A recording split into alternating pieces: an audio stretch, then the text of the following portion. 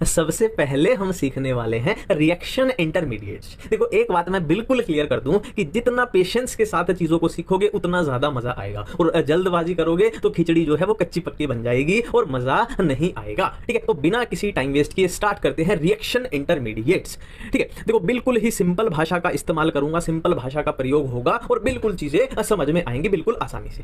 ठीक है, देखो ये हमारे पास है कार्बन एटम, और कार्बन एटम से हमारे पास लगे हुए हैं ये हाइड्रोजन भाई साहब, ये हाइड्रोजन भाई साहब और ये भी हाइड्रोजन भाई साहब। ये बॉन्ड थोड़ा बेचारा पोलियो वाला हो गया, इसको थोड़ा अच्छा कर देते हैं। ठीक है, और यहां कार्बन से एक और एटम जुड़ा हुआ है, उसको हम कुछ भी नाम दे सकते हैं, दिल्ली बंबई कलकत्ता कुछ भी नाम दे दो, पर हम उसको नाम दे देते हैं ए। ठीक है, तो कार्बन से ये ए एटम जुड़ा हुआ है। ठीक है, अब हमें अपनी पांचवी क्लास की सामान्य ज्ञान से पता है कि बॉन्ड में क्या होता है। देखो ये मान लो एक बॉन्ड है तो इसमें एक इलेक्ट्रॉन होगा कार्बन भाई साहब का और एक इलेक्ट्रॉन होगा हाइड्रोजन भाई साहब का। सेम इस बॉन्ड में एक इलेक्ट्रॉन कार्बन भाई साहब का, एक इलेक्ट्रॉन हाइड्रोजन भाई साहब का। सेम इसमें एक इलेक्ट्रॉन होगा कार्बन भाई साहब का, एक हाइड्रोजन भाई साहब का। और इस बॉन्ड की बात करें तो इस बॉन्ड में भी सेम होगा ना, बॉन्ड के लिए तो यूनिवर्सल ही रूल होता है। तो यहां पे एक इलेक्ट्रॉन होगा इस बॉन्ड में कार्बन भाई साहब का, और एक इलेक्ट्रॉन होगा ये ए जो एटम है ना, जिसको हमने दिल्ली बंबई कलकत्ता से उड़ा के लाए थे जिसको। ठीक है, इतनी बातें सिंपल है। ठीक है, अब देखो अगर आपको बोल दिया जाए कि ये जो बॉन्ड है इसे तोड़ दो फोड़ दो, इसे तोड़ दो अब फोड़ दो। ठीक है, तो आपके पास इस बॉन्ड को तोड़ने के लिए कितनी पॉसिबिलिटीज आएंगी? 3 पॉसिबिलिटीज आएंगी। वो कैसे आएंगी, कौन सी होगी, उसी की हम बात करेंगे। और इन्हीं 3 पॉसिबिलिटी को हम क्या बोलते हैं? रिएक्शन इंटरमीडिएट्स, है ना। तो रिएक्शन इंटरमीडिएट्स अपने पास 3 ही तरीके के आएंगे। वो कैसे आएंगे उसकी बातें अब हम करेंगे। ठीक है, देखो अब इस बॉन्ड को हमें तोड़ना है, तो इस बॉन्ड को तोड़ने की सीधी पहले अगर मोटे मोटे तौर पे बात करें तो पहले तो अपने पास 2 ही पॉसिबिलिटी बनेंगी। पहले तो अपने पास 2 ही पॉसिबिलिटी बनेंगी। अब 2 पॉसिबिलिटी कौन सी बनेंगी कि या तो ये बॉन्ड होमोलिटिक तरीके से टूटेगा, होमोलिटिक तरीके से, या फिर हेट्रोलिटिक तरीके से, या फिर टूटेगा हेट्रोलिटिक तरीके से। ठीक है, अब इसका मतलब समझो। देखो होमो मतलब होता है सेम, होमो मतलब सेम, लिटिक लिसिस मतलब टूटना, हेट्रो का मतलब होता है डिफरेंट, लिसिक मतलब है ना, लिसिस मतलब टूटना। ठीक है, तो या होमोलिटिक या हेट्रोलिटिक। अब होमो मतलब क्या है? होमो मतलब क्या है कि कार्बन भाई साहब के पास भी बराबर इलेक्ट्रॉन जाएंगे और ए भाई साहब के पास भी बराबर। होमो मतलब सेम, कि दोनों के पास सेम इलेक्ट्रॉन जाएंगे, मतलब ये बॉन्ड ठीक बीच में से टूट जाएगा। ये एक इलेक्ट्रॉन अपना कार्बन ले जाएगा, एक इलेक्ट्रॉन अपना ये ए एटम ले जाएगा। ठीक है, ये है होमो। और हेट्रोलिटिक मतलब डिफरेंट, मतलब ए एटम के पास अलग इलेक्ट्रॉन होंगे, कार्बन के पास अलग इलेक्ट्रॉन होंगे। ठीक है, तो हेट्रोलिटिक में भी यहां हमारे पास 2 पॉसिबिलिटी बन सकती हैं कि या तो ये दोनों इलेक्ट्रॉन कार्बन भाई साहब उड़ा के ले जाए, है ना, या तो ये दोनों इलेक्ट्रॉन कार्बन भाई साहब उड़ा के ले जाए, और दूसरी पॉसिबिलिटी क्या है? ये दोनों इलेक्ट्रॉन ये ए भाई साहब उड़ा के ले जाए। ये है हेट्रोलिटिक, है ना, डिफरेंट तरीके से, मतलब या तो कार्बन को दोनों इलेक्ट्रॉन मिल जाएंगे या फिर ए एटम को दोनों इलेक्ट्रॉन मिल जाएंगे। ठीक है, तो बारी बारी से बात कर लेते हैं भाई, बारी बारी से बात कर लेते हैं। एक बार इसको हम क्या करते हैं, दोबारा से यहां अच्छे से बना लेते हैं ताकि यहाँ पे घमासान ना चल जाए इनका, ना थोड़ा सा तो समझ में तो आएगी क्या लिखा हुआ था। ठीक है, तो दोबारा से एक बार बना लेते हैं। यहाँ पे अपना कार्बन था, ये अपना ए एटम था, और यहाँ 3 अपने हाइड्रोजन थे। हाइड्रोजन का काम नहीं है, उनको छोड़ो, हम नहीं लिखते भैया ना, हाइड्रोजन को तो ऑर्गेनिक में ऐसे ही इग्नोर किया जाता है, ये दुनिया का नियम है। ठीक है, अब यहां बात कर लेते हैं भाई, यहां क्या बात चल रही थी? एक इलेक्ट्रॉन कार्बन का था और एक ये ए भाई साहब का था। ठीक है, अब इसको पहले तरीके से तोड़ते हैं होमोलिटिक तरीके से, है ना। होमोलिटिक में क्या था कि ये बॉन्ड यहां से टूट गया, ये बॉन्ड यहां से टूट गया। अब यहां से टूटने में, बॉन्ड के यहां से टूटने में क्या होगा? एक इलेक्ट्रॉन गया कार्बन के पास, एक इलेक्ट्रॉन गया इसके पास। अब कार्बन के पास जब एक इलेक्ट्रॉन आएगा तो ये कैसा दिखाई पड़ेगा? देखो कार्बन के ये 3 बॉन्ड तो ऐसे कैसे रहेंगे, और कार्बन के पास आ चुका है एक इलेक्ट्रॉन। एक आपने को कोई काम नहीं है, वो नहीं लिखना, है ना। ये हो गई एक पॉसिबिलिटी। ठीक है, अब इधर बात कर लेते हैं। तो इधर हमने बात की थी कि इधर भी अपने पास 2 केस आएंगे, इधर भी अपने पास 2 केस आएंगे। पहले केस में क्या होगा, एक बार फिर से यहां बिल्कुल क्लियर तरीके से बनाएंगे, एक एक चीज को आराम से समझेंगे, कोई जल्दबाजी नहीं है।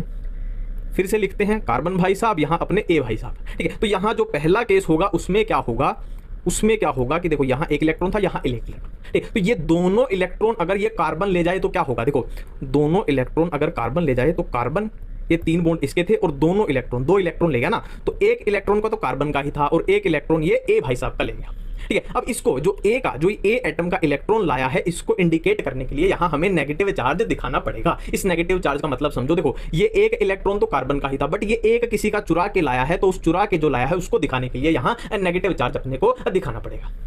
दूसरी पॉसिबिलिटी में क्या करेंगे कि दोनों इलेक्ट्रॉन अगर ये ए ले जाए, दोनों इलेक्ट्रॉन ए ले जाएगा तो कार्बन पे कैसा आ जाएगा भाई? अब पॉजिटिव चार्ज आ जाएगा। ये अपना कार्बन है, ये अपना कार्बन है, और ये मैंने गलत लिख दिया, ठीक है, गलत नहीं लिखा, थोड़ा सा डॉट लगा था, इधर बिना बात की गलती मत निकाला करो, ठीक है। तो यहाँ पे ये क्या है, दोनों इलेक्ट्रॉन अगर ये ए ले जाए तो ए तो ले जाएगा नेगेटिव चार्ज, और कार्बन पे क्या आ जाएगा, पॉजिटिव चार्ज आ जाएगा, पॉजिटिव चार्ज आ जाएगा, ठीक है। तो यहाँ अब ध्यान से देखो, अपने पास तीन इंटरमीडिएट्स बन चुके हैं, एक तो बना किससे, होमोलिटिक से, और दो बने हेट्रोलिटिक से, दो बने हेट्रोलिटिक से। अब इनका थोड़ा नामकरण कर लेते हैं, इनका थोड़ा नामकरण कर लेते हैं। यार ये कलर चेंज हो, ब्लैक आ गया, ठीक है। तो यहाँ पे देखो ये क्या दिख रहा है, रेडिकल दिख रहा है, फ्री रेडिकल दिख रहा है, तो इसको हम क्या बोलते हैं, इसको हम बोलते हैं क्या, बहुत सुना होगा आपने, इसको बोलते हैं फ्री रेडिकल। और इसको क्या बोलते हैं, कार्बन के ऊपर ये नेगेटिव चार्ज दिखाई पड़ रहा है, इसको हम बोलते हैं क्या, कार्बो अनायन, कार्बो अनायन। और इसको क्या बोलते हैं, कार्बो कटायन, इसको हम बोलते हैं कार्बो कटायन, ठीक है। तो याद करो, रिएक्शन इंटरमीडिएट मैंने 3 बताए थे, तो 3 कौन से अपने रिएक्शन इंटरमीडिएट्स, एक अपना क्या है, फ्री रेडिकल है, एक अपना क्या है, कार्बो अनायन, और एक अपना क्या है, कार्बो कटायन, है ना। और होमोलिटिक क्लीवेज से कौन से बने, होमोलिटिक तरीके से बॉन्ड टूटता है तो फ्री रेडिकल बना, और हेटेरो से कार्बो अनायन और कार्बो कटायन अपने बनते हैं। बिल्कुल सिंपल है, बिल्कुल साधारण है, कोई भी दुविधा नहीं है, ठीक है, बिल्कुल ठीक। देखो हमने अभी 3 तरीके के रिएक्शन इंटरमीडिएट्स देखे, ठीक है, हमने 3 तरीके के रिएक्शन इंटरमीडिएट्स को देखा, कौन से, एक अपना है क्या, एक अपना है कार्बो कटायन, एक अपना है फ्री रेडिकल, और एक अपना है कार्बो अनायन, ठीक है। एक कार्बो कटायन, एक फ्री रेडिकल, एक कार्बो अनायन, ये हमने रिएक्शन इंटरमीडिएट्स देखे, ठीक है। अब बात करते हैं, देखो कोई भी मॉलिक्यूल है ना, कोई भी मॉलिक्यूल है, अगर वो न्यूट्रल है ना, अगर वो न्यूट्रल है तो वो ज्यादा स्टेबल होता है, वो ज्यादा स्टेबल होता है ना, कोई भी अगर कंपाउंड है।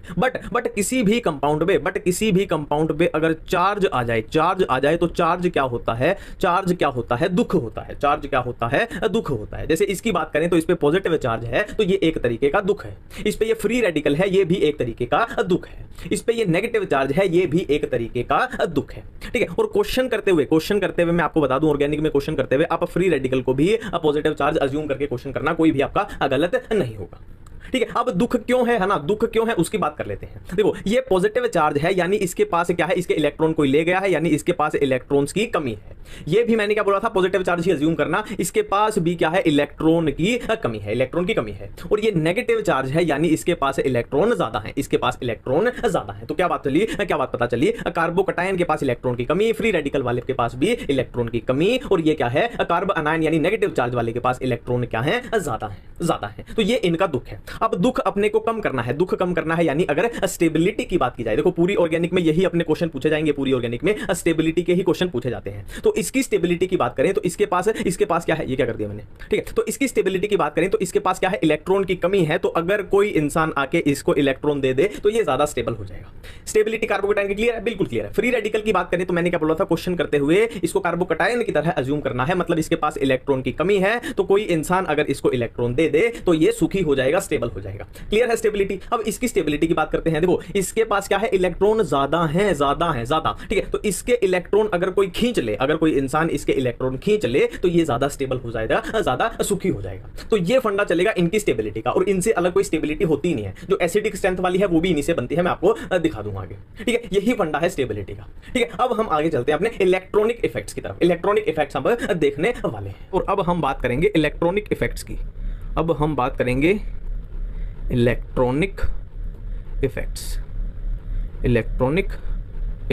ठीक है। और इलेक्ट्रॉनिक इफेक्ट में हम क्या करते हैं, ऐसे पीला रंग भर देते हैं, ले भाई सुंदर सुंदर थोड़ा हो जाएगा, ठीक है। इलेक्ट्रॉनिक इफेक्ट्स की, तो इलेक्ट्रॉनिक इफेक्ट्स जो हैं वो अपने पास आएंगे 4, 1, 2, 3 और 4। अब 1, 2, 3, 4 कौन से होंगे। पहला अपना रहेगा इंडक्टिव इफेक्ट, दूसरा अपना रहेगा हाइपर कॉन्जुगेशन,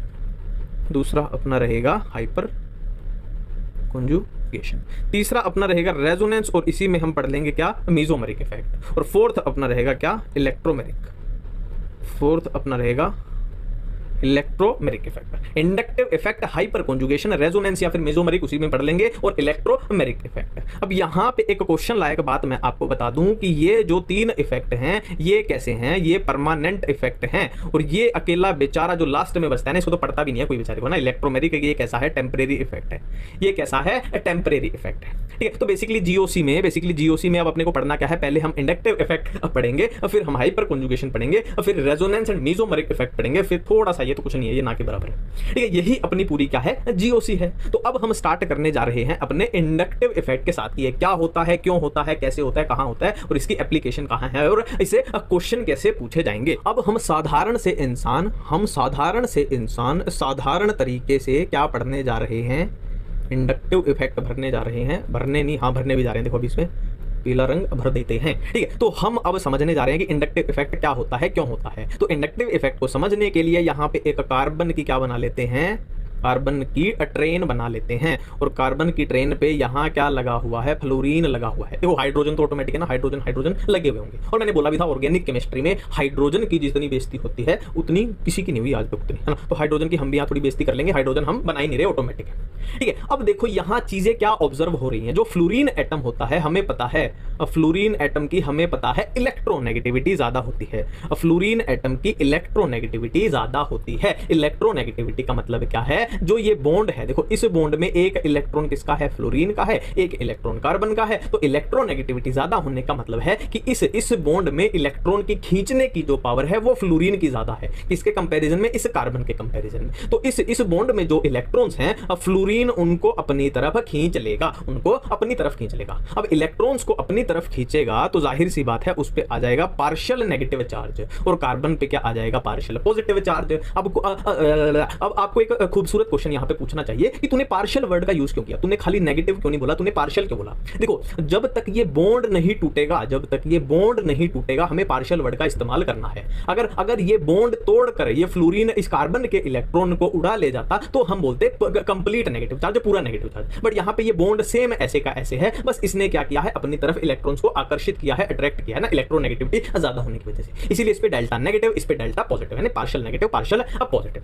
ठीक है, अब इसका फर्क क्या पड़ेगा, इस पूरी इस ट्रेन पे, इस चेन पे क्या फर्क पड़ा। देखो वैसे टेक्निकली कार्बन की इलेक्ट्रोनेगेटिविटी बराबर होनी चाहिए थी, बट इस पे क्या आ चुका है, डेल्टा पॉजिटिव आ चुका है। तो ये जो कार्बन है ये इलेक्ट्रोनेगेटिविटी के मामले में इससे आगे निकल गया, इसकी इलेक्ट्रोनेगेटिविटी ज्यादा होगी इसकी वजह से, है ना। पॉजिटिव चार्ज है तो यहाँ जो इलेक्ट्रॉन है उसको ये खींचेगा, तो ये उसको अपनी तरफ खींचेगा, है ना। सेम आगे कहानी चलेगी, इस पे थोड़ा सा, इस पे डबल डेल्टा पॉजिटिव आ जाएगा तो इसकी इलेक्ट्रोनेगेटिविटी इससे ज्यादा हो जाएगी, ये थोड़ा इससे खींचेगा, ये थोड़ा इससे खींचेगा। तो इसी को बोलते क्या है, इसी को क्या बोलते हैं, इंडक्टिव इफेक्ट बोलते हैं। अब आप बोलो कि यार ये ट्रेन कितनी लंबी चलानी है, तो 3 कार्बन तक, है ना। तो 3 कार्बन तक ही आपने को याद रखना कि 3 कार्बन तक ही इंडक्टिव इफेक्ट अप्लाई होता है, उससे ज्यादा नहीं होता, 3 कार्बन तक। ठीक है, बिल्कुल सिंपल है। ज्यादा ही हद मार के 4 तक, उससे ज्यादा क्वेश्चन भी नहीं पूछा जाना वैसे आपसे 3 से ज्यादा।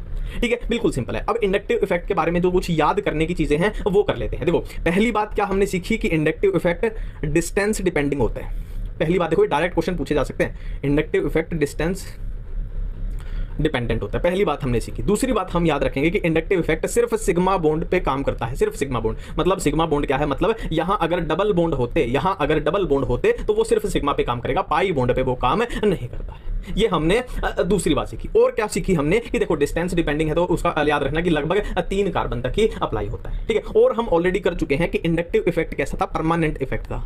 इंडक्टिव इफेक्ट कैसा था, परमानेंट इफेक्ट था। देखो टेम्परेरी तो एक ही था, इलेक्ट्रोमेरिक, हाइपर कॉन्जुगेशन की बात कर लो, इंडक्टिव की बात कर लो, रेजोनेंस की बात कर लो, कैसे थे, सारे परमानेंट थे, है ना। ये कुछ थ्योरेटिकल बातें हो गई इंडक्टिव इफेक्ट के बारे में। ठीक है, बिल्कुल सिंपल है। ठीक है, अब देखो आगे बात करते हैं। देखो मान लो आपको बोल दिया जाए ये कार्बन है और यहां लगा हुआ है फ्लोरीन।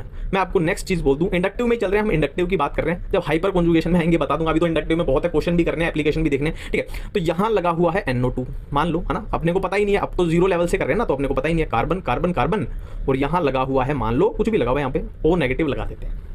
ठीक है, अब फ्लोरीन का तो अपने को पता है भाई, हाँ भाई इलेक्ट्रोनेगेटिविटी ज्यादा है, इलेक्ट्रॉन को ये अपनी तरफ खींच लेगा। पर ऐसा आ जाए NO2 आ जाए तो अपने को हिसाब ही नहीं है इलेक्ट्रोनेगेटिविटी का, O- आ जाए अपने को हिसाब ही नहीं है इलेक्ट्रोनेगेटिविटी का। ठीक है, तो जरूरी नहीं है कि इलेक्ट्रॉन सिर्फ खींचे जाएंगे, जैसे NO2 है वो भी इलेक्ट्रॉन खींचता है फ्लोरीन जैसे, बट जैसे O नेगेटिव है तो वो खींचने की बजाय उल्टा इस तरफ इलेक्ट्रॉन देता है ना। ये तो खींचते हैं, एक इलेक्ट्रॉन देते हैं, है ना। तो इंडक्टिव इफेक्ट में जो अपने पास आई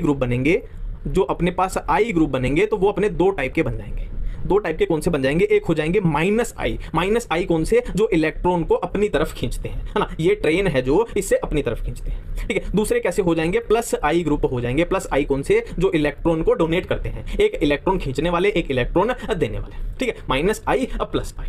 अब यहां पे हमें ऑर्डर याद करना पड़ेगा कि माइनस आई कौन से होते हैं और प्लस आई कौन से होता है। देखो मेनली जो है ना, मेनली जो है वो माइनस आई है, प्लस आई का लॉजिक से भी हो जाता है, पर मेन जो जहां पे दम लगेगा वो है माइनस आई। और जहां पे आपका एफर्ट लगता है वहां आती है क्या, केवी एजुकेशन की ट्रिक, केवी एजुकेशन की ट्रिक जो आपको कभी नहीं भूलने वाली, मेरी गारंटी है। मेरे साथ एक बार दो बार तीन बार उसको रिपीट करना, कभी नहीं भूलने वाली। अब बहुत आसान ट्रिक है। अब हम करने वाले हैं माइनस इंडक्टिव इफेक्ट के ऑर्डर को याद करने की ट्रिक, माइनस इंडक्टिव इफेक्ट के ऑर्डर को याद करने की ट्रिक बहुत मजेदार है, ट्रिक बहुत साधारण है, ट्रिक बहुत सिंपल है। एक कॉलेज की बेसिकली एक कॉलेज की कहानी है, वही अपने को पकड़नी है, ठीक है। और मैं गारंटी दे रहा हूं, एक बार मेरे साथ ढंग से कर लोगे तो माइनस आई इफेक्ट का ऑर्डर कभी नहीं भूलेगा जिंदगी में, ठीक है। तो अपनी ट्रिक हम स्टार्ट कर रहे हैं। देखो एक कॉलेज था या बोलो मेडिकल कॉलेज था, एक मेडिकल कॉलेज था, ठीक है। अब मेडिकल कॉलेज में दो लड़के थे, है ना, और ये बड़े फेमस थे, मतलब इनकी लुक्स भी बहुत तगड़ी थी, बॉडी शॉडी भी बना रखी थी, और बड़ी बड़ी बाइक थी इनके पास, गाड़ी थी, मतलब कुल मिला के हद थे, मतलब सिक्का चलता था। एक का नाम था फरहान और एक का नाम था सलमान। एक का नाम था फरहान, एक का नाम था सलमान। मतलब कॉलेज में भाई तबाही थी इनकी, मतलब है ना, कि लड़कियां वेट करती थी कि ये कब लड़कियों से बात करें, हर लड़की वेट करती थी, है ना। तो भाई का सिक्का चल रहा था। और इसी बीच, है ना, मान लो ये आगे चल के सेकंड ईयर में हो गए, तो फर्स्ट ईयर में एक लड़की की एंट्री होती है। फर्स्ट ईयर में एक लड़की की एंट्री होती है जिसका नाम था करीना। और करीना क्या थी, बहुत खूबसूरत थी। अब खूबसूरत की स्पेलिंग देखते रहना, खूबसूरत की स्पेलिंग देखते रहना। करीना क्या थी, बहुत खूबसूरत थी, मतलब क्या बोलूं, हद, मतलब हद नहीं, लिमिट नहीं बोलते हैं, लिमिट भी पार कर दी थी करीना ने, है ना, ये हाल था। अब ये इतनी खूबसूरत थी कि फरहान और सलमान भी इससे बात करने से कांप रहे थे, डर रहे थे, है ना, कि यार इतनी खूबसूरत है, इससे कैसे बात करें, है ना। देख रहे हो आप, इनका सिक्का चल रहा था किसी जमाने में, पर यहाँ पे इतनी खूबसूरत आ गई करीना कि इनकी भी ऐसी तैसी हो गई कि बात करें तो कैसे करें, ठीक है। तो पूरे कॉलेज में देखो, ये भी फेमस और ये तो ऑटोमेटिक फेमस है, इतनी खूबसूरत है, ठीक है। तो पूरे कॉलेज में भाई बात चलने लगी, है ना, एक अफवाह फैल जाती है ना पूरे कॉलेज में फेमस लोगों की, कि ना तो फरहान बोल पा रहा, ना सलमान बोल पा रहा, तो कौन खूबसूरत करीना को हेलो बोलेगा, है ना। इसको हेलो बोलने की पूरे कॉलेज में रेस चल रही है, होड़ चल रही है। ना फरहान बोल पा रहा है, ना सलमान बोल पा रहा है, तो कौन खूबसूरत करीना को हेलो बोलेगा औरों से पहले मतलब सबसे पहले। अब देखो अपनी इसी ट्रिक को यहां पे लिख के देख लेते हैं। देखो हमने क्या किया था, हमने ट्रिक क्या की थी कि ना तो फरहान बोल पा रहा है, ठीक है, और ना ही सलमान बोल पा रहा है, ठीक है। तो कौन खूबसूरत करीना को, खूबसूरत की मैंने स्पेलिंग बताई थी, आपको याद मैं दिला दूं, तो कौन खूबसूरत करीना को हेलो बोलेगा औरों से पहले, औरों यानी, है ना, सबसे पहले कौन उसको हेलो बोलेगा, औरों से पहले, ठीक है। एक बार फिर से कर लेते हैं। ना फरहान बोल पा रहा है, ना सलमान बोल पा रहा है, तो पूरे कॉलेज में बात चल रही है, तो कौन खूबसूरत करीना को हेलो बोलेगा, औरों यानी सबसे पहले, है ना, औरों से बाकियों से, औरों से पहले, ठीक है। तो इसी ट्रिक को हम एक बार लिख के देख लेते हैं, देखो ना फरहान को 2 मिनट के लिए होल्ड पे कर दो, 2 मिनट के लिए इसको होल्ड पे कर दो। इसको देखते हैं। देखो इस ना से अपना बनेगा NO2 ग्रुप, है ना। सलमान से अपना क्या बनेगा, SO3H ग्रुप।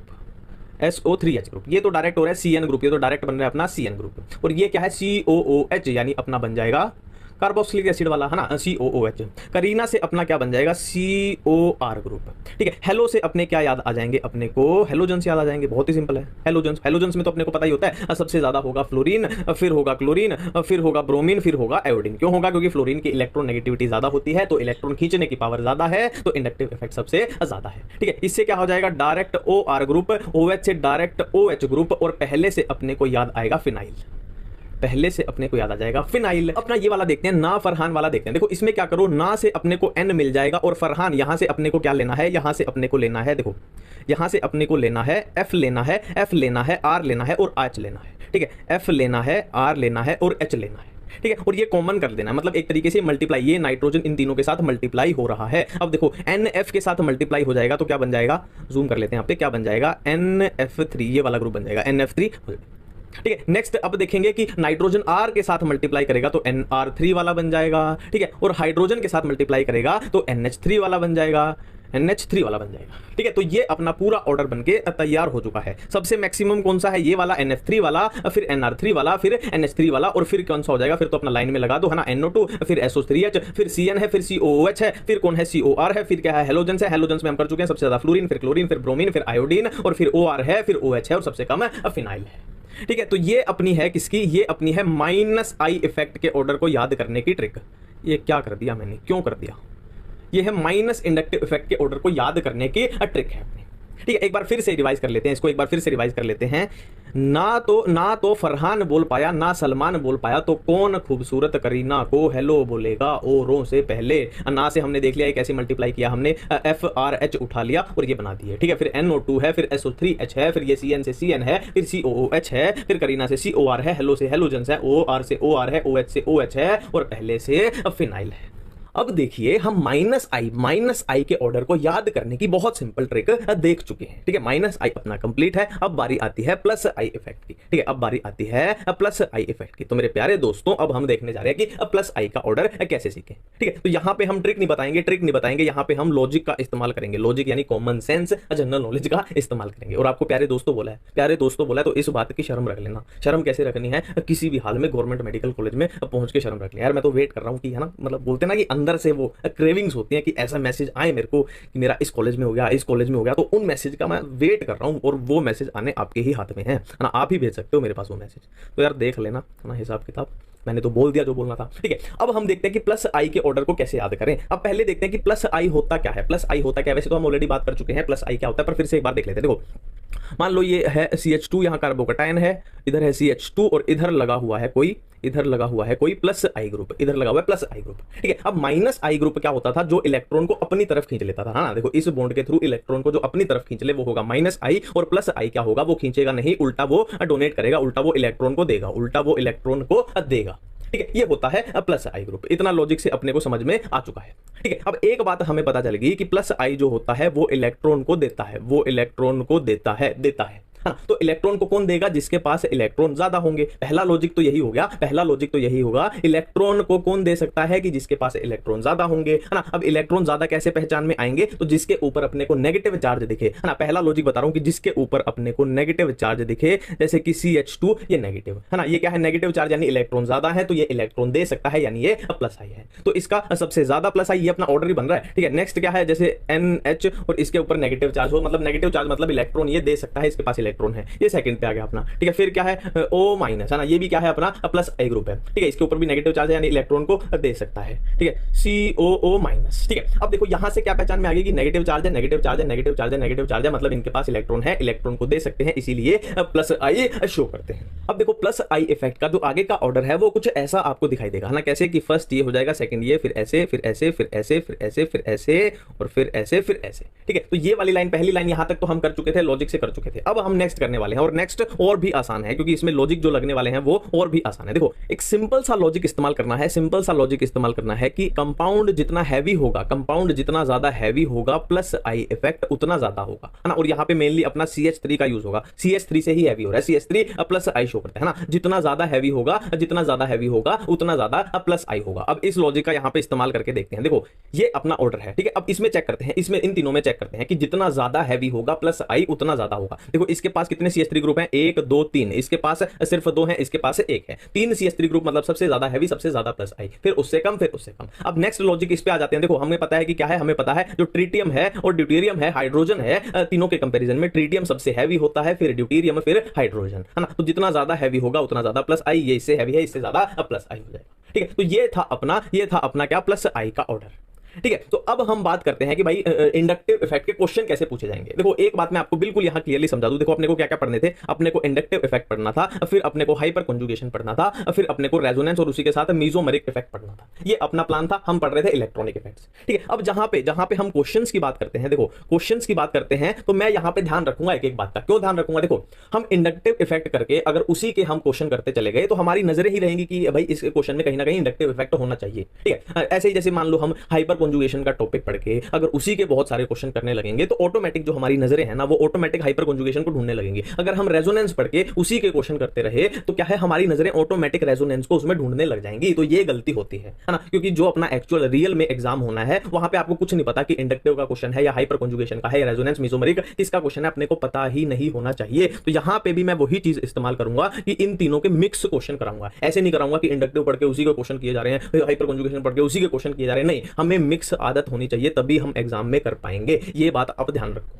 ठीक है। तो हम क्या करेंगे, इंडक्टिव पढ़ेंगे, फिर हाइपर कॉन्जुगेशन पढ़ेंगे, फिर हम रेजोनेंस मेसोमेरिक पढ़ेंगे, फिर मिक्स क्वेश्चन करेंगे। हालांकि मैं थोड़ा थोड़ा देखो, जैसे इंडक्टिव पढ़ के थोड़ा थोड़ा उसके क्वेश्चन का आइडिया दे दूंगा कि इस तरीके के पूछे जाते हैं। हाइपर कॉन्जुगेशन में भी थोड़ा थोड़ा आइडिया ले लेंगे, फिर इसमें थोड़ा थोड़ा आइडिया ले लेंगे, बिल्कुल हर चीज प्लान के साथ, ठीक है। जैसे अभी हम क्या है, इंडक्टिव इफेक्ट अपना पढ़ चुके हैं, माइनस आई देख चुके हैं, प्लस आई देख चुके हैं। अब थोड़ा थोड़ा हम आइडिया ले लेते हैं कि भाई इसमें पूछा कैसे जाता है और लॉजिक क्या होता है। थोड़ा समझ लेते हैं कि इंडक्टिव इफेक्ट से किस टाइप के क्वेश्चन अपने से पूछे जाएंगे, ठीक है। देखो CH2 है, इसके ऊपर है नेगेटिव चार्ज और यहां पे अपना फिर से CH2 है और यहां लगा हुआ है फ्लोरीन लगा हुआ है, ठीक है। अब हमने बात की थी, देखो इसकी हमें स्टेबिलिटी की बात करनी है, स्टेबिलिटी की, इसकी स्टेबिलिटी चेक करनी है, ठीक है। तो हमने बात की थी कि जो चार्ज होता है ना, चार्ज हमेशा दुख होता है, चाहे वो पॉजिटिव चार्ज हो या वो फ्री रेडिकल हो या वो नेगेटिव चार्ज हो, वो अदुख होता है। तो इसके पास दुख क्या है, ये नेगेटिव चार्ज अदुख है। और हमने बात की थी नेगेटिव चार्ज का मतलब इसके पास इलेक्ट्रॉन ज्यादा है, इसके पास इलेक्ट्रॉन ज्यादा है। तो कोई इंसान अगर इसके ये इलेक्ट्रॉन खींच ले अपनी तरफ तो ये बेचारा थोड़ा सुखी हो जाएगा, ठीक है। अब यहां इलेक्ट्रॉन खींचने वाली स्पीशीज कौन सी लग रही है अपने को, ये अलग से दिख रही है ना। अब इसका माइनस आई होता है या फिर प्लस आई होता है तो वो हम अपनी ट्रिक से कर चुके हैं कि फ्लोरीन जो होता है वो माइनस आई इफेक्ट शो करता है। माइनस आई मतलब ये अपनी तरफ इलेक्ट्रॉन्स को खींच लेगा, अपनी तरफ इलेक्ट्रॉन्स को खींच लेगा। तो इसको तो चाहिए था ही कि इसके इलेक्ट्रॉन कोई खींच ले और ये सुखी हो जाए, है ना। तो क्या है यहाँ पे, ये क्या है, कार्ब अनायन है। तो कार्ब अनायन की ये माइनस आई इफेक्ट का जो ग्रुप लगा है ये इसकी स्टेबिलिटी को बढ़ा रहा है, स्टेबिलिटी को बढ़ा रहा है।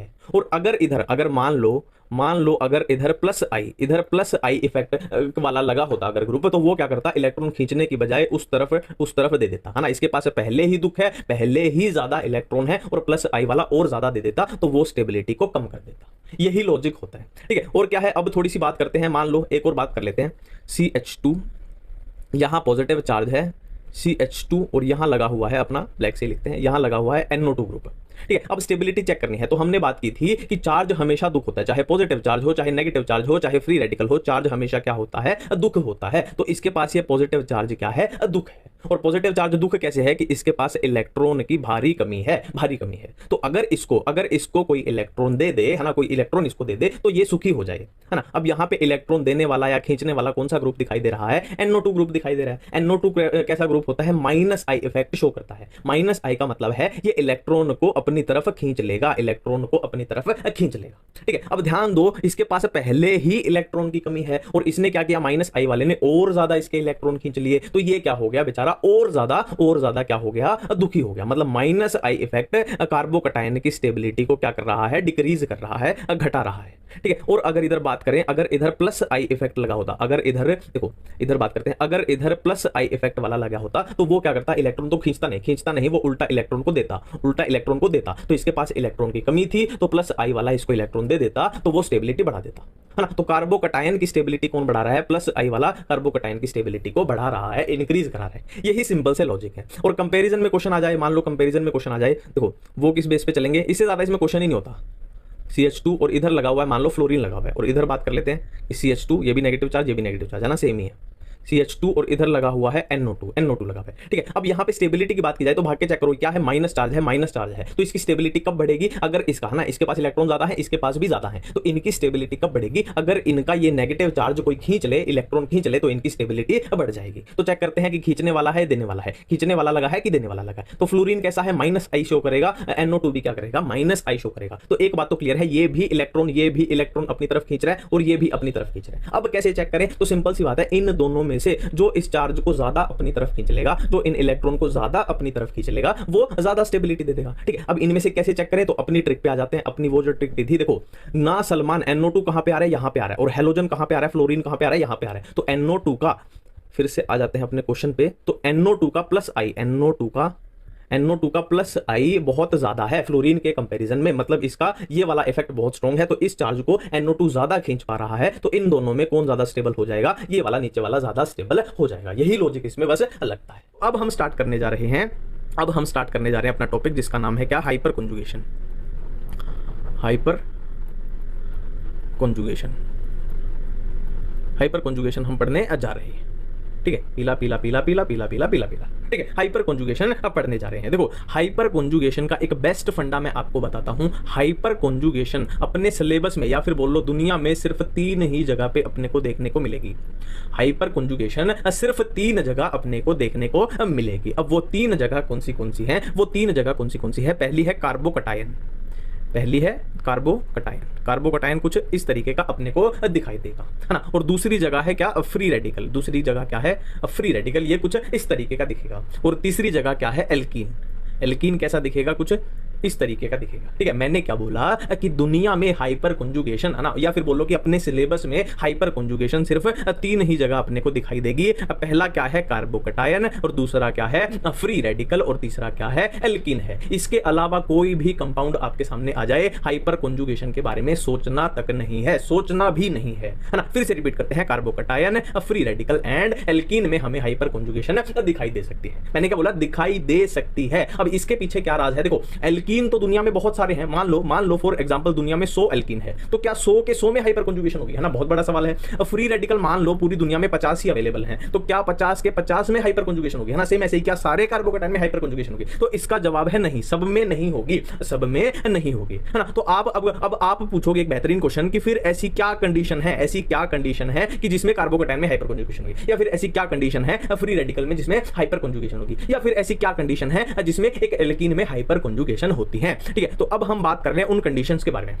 ठीक है। अब हम बात कर रहे हैं कंडीशंस के बारे में। मैं COH लिख देता हूं। COH अपना क्या है, conditions of hyper conjugation, conditions of hyper conjugation. और ये किस में बात कर रहे हैं, वो तो हम ऑलरेडी बात कर चुके हैं। किस में बात कर रहे हैं, या तो कार्बोकटायन, या फ्री रेडिकल, या फिर एल्कीन, ठीक है। तो इन तीनों में हाइपर कॉन्जुगेशन प्रेजेंट होने के लिए क्या कंडीशन अपने को चाहिए, ठीक है। तो ऐसी 2 कंडीशन अपने सामने आएंगी, ऐसी 2 कंडीशन अपने सामने आएंगी कि जो इन तीनों में हाइपर कॉन्जुगेशन के लिए होनी चाहिए, ठीक है। और वो 2 कंडीशन कौन सी है, देखो पहली कंडीशन क्या होगी कि जो अल्फा कार्बन होगा ना, अल्फा कार्बन वो sp3 हाइब्रिडाइजेशन वाला होना चाहिए। अब अल्फा कार्बन क्या होता है, इसकी चिंता बिल्कुल भी मत कीजिए, ये मैं आपको बताऊंगा, ठीक है। अल्फा कार्बन sp3 हाइब्रिडाइजेशन वाला होना चाहिए, ठीक है। और दूसरी कंडीशन क्या है कि एटलीस्ट एक अल्फा हाइड्रोजन तो प्रेजेंट होना चाहिए, एटलीस्ट एक अल्फा हाइड्रोजन तो प्रेजेंट होना चाहिए, ठीक है। समझ गए। कंडीशंस ऑफ हाइपर कॉन्जुगेशन क्या है कि अल्फा कार्बन जो है वो sp3 हाइब्रिडाइजेशन वाला होना चाहिए, और एटलीस्ट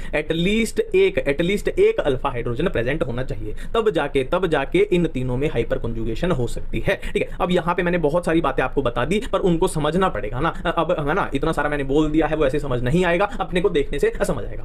सबसे पहले हम देखते हैं कि अल्फा कार्बन क्या होता है और अल्फा हाइड्रोजन क्या होता है। बहुत सारे बच्चे इसी में कंफ्यूज होते रहते हैं, ठीक है। तो एक एग्जांपल मैं आपके सामने बता रहा हूं। देखो मान लो ये अपना है CH3, और ये है अपना CH2, और ये है अपना यहाँ पे CH2 पॉजिटिव, ठीक है। ये क्या है, अपना कार्बोकटायन है। अब इसमें हमसे पूछ लिया जाए कि भाई अल्फा कार्बन बताओ, इसमें हमसे पूछ लिया जाए कि अल्फा कार्बन बताओ, तो सिंपल है, जहां पे देखो यहाँ पे अनयूजुअल चीज क्या है, अनयूजुअल चीज है ये चार्ज, है ना, चार्ज। तो जहां पे आपको चार्ज दिखे, या फिर फ्री रेडिकल दिखे, या फिर एल्कीन दिखे, उसको एक्टिव सेंटर बना लो। मतलब क्या है एक्टिव सेंटर, मतलब वहां पे बॉक्स बना लो, ठीक है। इस कार्बन पे चार्ज था, तो इस पे हमने क्या बना लिया, बॉक्स बना लिया। अब इस बॉक्स से नेक्स्ट जो कार्बन होगा वो होगा अल्फा कार्बन, अल्फा कार्बन से नेक्स्ट जो कार्बन होगा वो होगा बीटा कार्बन। इतने से काम चल जाएगा, आगे जाने की जरूरत नहीं पड़ेगी, ठीक है। सिंपल है। तो ये हुआ अल्फा कार्बन, ये हुआ बीटा कार्बन। अब देखो अल्फा हाइड्रोजन क्या होंगे, तो अल्फा कार्बन से जो हाइड्रोजन जुड़े हैं वो क्या हो जाएंगे, अल्फा हाइड्रोजन हो जाएंगे, ठीक है। एक और एग्जांपल इसमें देख लेते हैं, देखो मान लो ये आपके पास एल्कीन है CH3, और यहां है हाइड्रोजन, यहां है हाइड्रोजन, यहां है हाइड्रोजन, ठीक है। तो मैंने क्या बोला, इसमें आपसे पूछ लिया जाए कि बताओ भाई अल्फा कार्बन कौन से हैं, अल्फा हाइड्रोजन कौन से हैं। तो मैंने क्या बोला कि चार्ज हो, पॉजिटिव चार्ज हो सकता है, फ्री रेडिकल हो सकता है, या फिर एल्कीन हो सकता है। यहाँ पे तो हम इन्हीं की बात कर रहे हैं, ठीक है। तो जहां पे एल्कीन है वहां पे क्या बना लो, एल्कीन यानी एक्टिव सेंटर जहां पे है, एल्कीन यानी एक्टिव सेंटर जहां पे है, अनयूजुअल चीज जहां पे है वहां पे बॉक्स बना लो, है ना। देखो ये डबल बॉन्ड था, यहाँ पे अपना बॉक्स बन जाएगा। अब क्या है, बॉक्स से नेक्स्ट जो कार्बन होगा वो होगा अल्फा कार्बन, ये अपना है अल्फा कार्बन। यहाँ हाइड्रोजन है, कार्बन तो है नहीं, यहीं पे सिर्फ कार्बन है, तो ये हुआ अल्फा कार्बन। और अल्फा कार्बन से जो हाइड्रोजन जुड़े हुए हैं वो क्या हो जाएंगे, अल्फा हाइड्रोजन हो जाएंगे, है ना। मेरे ख्याल से कोई भी दिक्कत नहीं आएगी। फिर भी दिक्कत आए तो एक और एग्जांपल देख लेते हैं। देखो मान लो ये है कार्बन कार्बन, और यहाँ पे अपना फ्री रेडिकल है और ये अपने हाइड्रोजन है, ये अपने हाइड्रोजन है।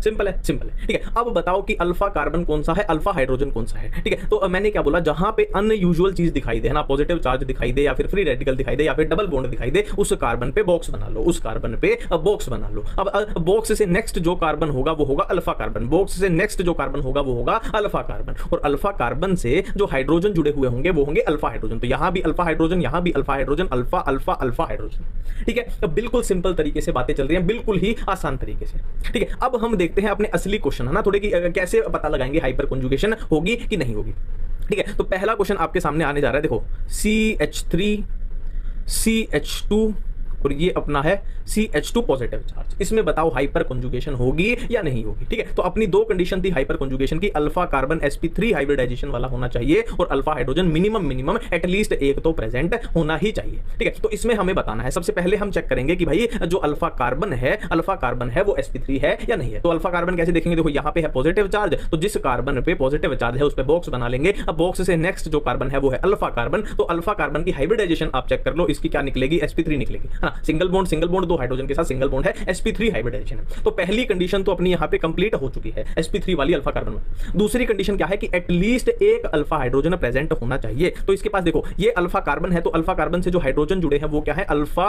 हाइड्रोजन है ना। तो इसके पास तो दो अल्फा हाइड्रोजन है, तो इसके पास दूसरी रिक्वायरमेंट भी पूरी हो गई, मतलब इस पूरे कंपाउंड में क्या है, हाइपर कॉन्जुगेशन प्रेजेंट है। अभी सिर्फ हम ये चेक करेंगे कि किसमें होती है किसमें नहीं होती है, ठीक है। नेक्स्ट क्वेश्चन आपके सामने आने जा रहा है, नेक्स्ट क्वेश्चन आपके सामने आने जा रहा है, देखो कार्बन, इधर भी कार्बन कार्बन और इधर हम क्या करते हैं, हाइड्रोजन बना देते हैं, इधर हम क्या करते हैं, हाइड्रोजन बना देते हैं। अब इसमें बताओ हाइपर कॉन्जुगेशन प्रेजेंट होगी या नहीं होगी। तो दो ही कंडीशन है। पहली कंडीशन अपनी कौन सी देखनी है, देखो पहली कंडीशन अपने को कौन सी देखनी है, पहली कंडीशन देखनी है कि अल्फा जो कार्बन है उसकी हाइब्रिडाइजेशन sp3 होनी चाहिए, और दूसरा क्या है, एटलीस्ट एक अल्फा हाइड्रोजन प्रेजेंट होना चाहिए। यही दो कंडीशन अपने को चेक करनी है, ठीक है। तो देख लेते हैं भाई, अल्फा कार्बन देख लेते हैं, अल्फा कार्बन देख लेते हैं। देखो जहां पे चार्ज हो वहां पे उस कार्बन पे बॉक्स बना लो, ये हुआ अल्फा कार्बन, ये हुआ अल्फा कार्बन, ठीक है। और यहीं पे आपका क्वेश्चन गलत हो जाएगा, यहीं पे आपका क्वेश्चन गलत हो जाएगा, कईयों ने तो कर भी दिया होगा। देखो ध्यान दो, ये क्या है, कार्ब अनायन है ना। हम क्या देख रहे हैं, हाइपर कॉन्जुगेशन चेक करते हैं, तो कार्ब अनायन में तो हाइपर कॉन्जुगेशन होती ही नहीं। दोबारा से आ जाओ, कार्बोकटायन में होती है, फ्री रेडिकल में होती है और एल्कीन में होती है। तो इसमें हाइपर कॉन्जुगेशन का तो हम सवाल ही नहीं पूछेंगे, हाँ वो पूछ सकते हैं पर हम नहीं पूछेंगे, है ना, एग्जामिनर पूछ सकता है पर हम नहीं पूछेंगे, ठीक है। बहुत सिंपल है ना, हर बार चौकन्ना रहना, ठीक है। देखो क्या, एक बार ये क्वेश्चन कर लेते हैं, देखो कार्बन यहाँ पे एक और लगा देते हैं, ये पूरा हाइड्रोजन भर देते हैं, ये हाइड्रोजन हो गया, ठीक है। अब इसमें बताओ भाई हाइपर कॉन्जुगेशन है या नहीं है। तो सबसे पहले चेक करो, देखो या तो कार्बोकटायन में होगी या फ्री रेडिकल में होगी या एल्कीन में होगी। तो ये क्या है, कार्बोकटायन है, मतलब हम प्रोसीड कर सकते हैं। अब दो कंडीशन चेक करनी है, दो कंडीशन, एक तो अल्फा कार्बन sp3 हाइब्रिडाइजेशन वाला होना चाहिए और अल्फा हाइड्रोजन क्या है, मिनिमम एटलीस्ट एक तो प्रेजेंट होना ही चाहिए, ठीक है। तो अल्फा कार्बन देख लेते हैं, देखो जिस कार्बन पे चार्ज है उस कार्बन पे बॉक्स बना दिया। अब बॉक्स से नेक्स्ट कार्बन हुआ अल्फा कार्बन, बॉक्स से नेक्स्ट कार्बन हुआ अल्फा कार्बन, ठीक है। अब अल्फा कार्बन की आप हाइब्रिडाइजेशन चेक कर सकते हो, sp3 आएगी। अब sp3 वाली, ये वाली अपनी रिक्वायरमेंट पूरी है। अब नेक्स्ट है एटलीस्ट एक अल्फा हाइड्रोजन तो प्रेजेंट होना चाहिए। अब अल्फा कार्बन से हाइड्रोजन जुड़े हैं, ये रेड वाले क्या है, अपने रेड वाले क्या है, अल्फा हाइड्रोजन है। कितने हैं इसके पास, 1 2 3 4 5, इसके पांच अल्फा हाइड्रोजन है, 5 अल्फा हाइड्रोजन है, मतलब सारी रिक्वायरमेंट पूरी है। तो इसमें हाइपर कॉन्जुगेशन है प्रेजेंट होगी, ठीक है। बिल्कुल सिंपल तरीके से चल रहा है। नेक्स्ट क्वेश्चन आपके सामने आने जा रहा है, देखो कार्बन है, डबल बॉन्ड कार्बन है, इधर हम बना देते हैं, देखो इधर है क्या, CH3, इधर है CH3, इधर है हाइड्रोजन, इधर है हाइड्रोजन। इसमें बताओ हाइपर कॉन्जुगेशन होगी या नहीं होगी। तो सबसे पहली चीज तो वही चेक करनी है हमेशा कि किसमें होती है, कार्बोकटायन में हो सकती है, फ्री रेडिकल में हो सकती है और क्या है, एल्कीन में हो सकती है। एल्कीन है, ये एल्कीन है, मतलब हम एटलीस्ट प्रोसीड तो कर सकते हैं। अब पहली रिक्वायरमेंट क्या है कि अल्फा कार्बन sp3 हाइब्रिडाइजेशन वाला होना चाहिए, अल्फा कार्बन। तो अल्फा कार्बन निकालने के लिए क्या करेंगे कि जहां पे अपने को एक्टिव सेंटर मिले, एक्टिव सेंटर मतलब डबल बॉन्ड मिले या फिर पॉजिटिव चार्ज मिले या फिर फ्री रेडिकल मिले, वहां पे हम बॉक्स बना लेंगे, अपना एक्टिव सेंटर हो गया, ठीक है। अब अपने बॉक्स से नेक्स्ट जो कार्बन होता है वो होता है अल्फा कार्बन, बॉक्स से नेक्स्ट जो कार्बन होता है वो होता है अल्फा कार्बन। और अल्फा कार्बन से जुड़े हुए हाइड्रोजन अल्फा हाइड्रोजन, हाँ हाइब्रिडाइजेशन आप चेक कर लो, sp3 आएगी। और ये भी अल्फा हाइड्रोजन, ये भी अल्फा हाइड्रोजन, कितने अल्फा हाइड्रोजन है, 6 अल्फा हाइड्रोजन है, मतलब क्या है, इसमें सारी रिक्वायरमेंट पूरी है। तो हाइपर कॉन्जुगेशन इसमें प्रेजेंट रहेगी। अब देखो ये तो हमने देख लिया कि किसमें हाइपर कॉन्जुगेशन प्रेजेंट होगी, किसमें नहीं होगी, ठीक है। अब आपके सामने मैं क्वेश्चन देने जा रहा हूं, अगर ये सिनेरियो आपके पास आ जाए, देखो कार्बन डबल बॉन्ड है और इधर है CH3, इधर हाइड्रोजन, इधर हाइड्रोजन, इधर हाइड्रोजन, और दूसरा आपके सामने कंपाउंड है, डबल बॉन्ड है और इधर है क्या, CH3, इधर है हाइड्रोजन, और इधर भी क्या है CH3 और इधर क्या है हाइड्रोजन। तो सबसे पहले चेक करो कि हाइपर कॉन्जुगेशन होगी या नहीं होगी। तो सबसे पहला काम क्या करना है, देखो किस किस में होती है, फ्री रेडिकल में हो सकती है, कार्बोकटायन में हो सकती है और एल्कीन में हो सकती है। तो ये भी एक एल्कीन है, ये भी एक एल्कीन है, तो ये वाली चीज तो अपनी कंप्लीट है ना, हम प्रोसीड कर सकते हैं। अब नेक्स्ट क्या है, अल्फा कार्बन sp3 हाइब्रिडाइजेशन वाला होना चाहिए अल्फा कार्बन, ठीक है। तो अल्फा कार्बन देखने के लिए अपन क्या करते हैं कि जहां भी अपने को एक्टिव सेंटर मिले, पॉजिटिव चार्ज मिले या फिर डबल बॉन्ड मिले या फिर फ्री रेडिकल मिले, वहां पे बॉक्स बना लेते हैं हम, वहां पे बॉक्स बना लेते हैं, है ना। और बॉक्स से नेक्स्ट जो कार्बन होता है वो क्या होता है, अल्फा कार्बन। अब बॉक्स से नेक्स्ट जो कार्बन होता है वो होता है अल्फा कार्बन। अब बॉक्स से नेक्स्ट जो कार्बन होता है वो होता है अल्फा कार्बन। अब अल्फा कार्बन की आप किसी की भी हाइब्रिडाइजेशन चेक कर लो, सबकी क्या आएगी, sp3 आएगी, sp3, ठीक है। तो वो भी रिक्वायरमेंट अपनी कंप्लीट है। अब नेक्स्ट क्या है, अपने को अल्फा हाइड्रोजन देखने हैं। तो अल्फा कार्बन से जो हाइड्रोजन जुड़े हैं वो है अल्फा हाइड्रोजन। इसके पास कितने हैं, 3 अल्फा हाइड्रोजन है। और इसके पास कितने हैं, देखो 3 ये वाले हो गए, 3 ये वाले हो गए, इसके पास है 6 अल्फा हाइड्रोजन, ठीक है। तो सिंपल सी बात क्या है, हाइपर कॉन्जुगेशन तो भाई इसमें भी प्रेजेंट है, हाइपर कॉन्जुगेशन तो इसमें भी प्रेजेंट है। अब आपसे क्वेश्चन पूछ लिया जाए कि इनमें से कौन ज्यादा स्टेबल है, कौन ज्यादा स्टेबल है। आपसे क्वेश्चन पूछ लिया स्टेबिलिटी का, आपसे क्वेश्चन पूछ लिया गया है स्टेबिलिटी का। तो स्टेबिलिटी के लिए याद रखना, stability is directly proportional to number of alpha hydrogen, directly proportional to number of alpha hydrogen. जितने ज्यादा अल्फा हाइड्रोजन होंगे उतनी ज्यादा स्टेबिलिटी होगी। मतलब इन दोनों में स्टेबल कौन हो जाएगा, देखो इसके पास कितने हैं, 3 है, इसके पास 6 हैं, तो ये वाला ज्यादा स्टेबल हो जाएगा क्योंकि इसके पास है ज्यादा alpha hydrogen. Stability is directly proportional to number of alpha hydrogen, ठीक है। और एक इसमें छोटा सा क्वेश्चन और पूछ लिया जाता है, हीट ऑफ हाइड्रोजनेशन। तो heat of hydrogenation inversely proportional होती है किसके, स्टेबिलिटी के। तो ऑटोमेटिकली ये इनवर्सली प्रोपोर्शनल हो जाएगी नंबर ऑफ अल्फा हाइड्रोजन के। क्या है ये, हीट ऑफ हाइड्रोजनेशन। ये भी कभी कभी पूछ लिया जाता है, आपको ये पता होना चाहिए, ठीक है। तो देखो इनमें हीट ऑफ हाइड्रोजनेशन पूछ ली जाए, इनमें हीट ऑफ हाइड्रोजनेशन का क्वेश्चन पूछ लिया जाए, तो देखो इसमें अल्फा हाइड्रोजन कम है यानी स्टेबिलिटी कम है, तो इसमें हीट ऑफ हाइड्रोजनेशन ज्यादा हो जाएगी ना, क्योंकि इनवर्सली प्रोपोर्शनल का रिलेशन है, ठीक है। तो ये था अपना पूरा क्या, हाइपर कॉन्जुगेशन। फिर से मैं बोल रहा हूं हाइपर कॉन्जुगेशन में कुछ नहीं है, 2-3 बातें याद रखनी है कि कार्बोकटायन में हो सकती है, फ्री रेडिकल में हो सकती है या एल्कीन में हो सकती है। पहली बात तो ये, और क्या है, एक अल्फा कार्बन की हाइब्रिडाइजेशन sp3 होनी चाहिए, और क्या है, अल्फा हाइड्रोजन एटलीस्ट एक प्रेजेंट होनी चाहिए, इससे अलग कुछ है ही नहीं, ठीक है। तो ये हाइपर कॉन्जुगेशन अब कंप्लीट है। अब हम चलते हैं रेजोनेंस की तरफ, और उसी में हम क्या है, फिर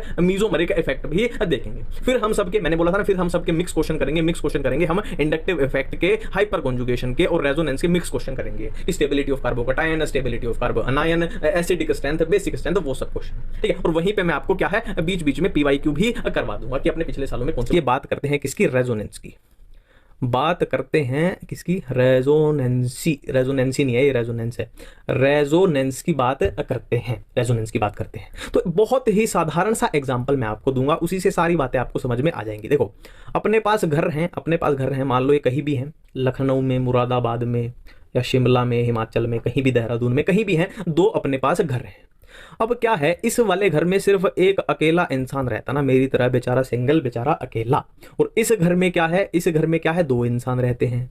इस घर में 2 इंसान रहते हैं ना, कपल ही होंगे वैसे तो, 2 रहते हैं तो, हाँ तो ठीक है। तो इसमें अकेला इंसान रहता है, इसमें 2 इंसान रहते हैं, ठीक है। तो अब क्या हुआ, मान लो आसमान से कोई दुख आ गया, आसमान से कोई दुख आ गया, और वो दुख भाई इस घर में भी आ गया, इस घर में भी आ गया, ठीक है। आसमान से कोई दुख आ गया, दोनों घर में आ गया, ठीक है। अब ये दुख है ना, ये दुख है। अब ये दुख कुछ भी हो सकता है, ये पॉजिटिव चार्ज भी हो सकता है, ये नेगेटिव चार्ज भी हो सकता है, ये फ्री रेडिकल भी हो सकता है। मैंने पहले भी आपको बताया था कि चार्ज जो होता है वो हमेशा दुख होता है ना, न्यूट्रल स्पीशीज हमेशा सुखी होती है, सुखी नहीं सूखी होती है ना, कई बार जी फिसल जाती है, ठीक है। तो चार्ज हमेशा दुख होता है। अब ये दुख कुछ भी हो सकता है, पॉजिटिव चार्ज भी, नेगेटिव चार्ज भी, या फिर फ्री रेडिकल भी, तो दोनों पे दुख आ गया, ठीक है। मान लो पॉजिटिव चार्ज का एग्जांपल ले लेते हैं।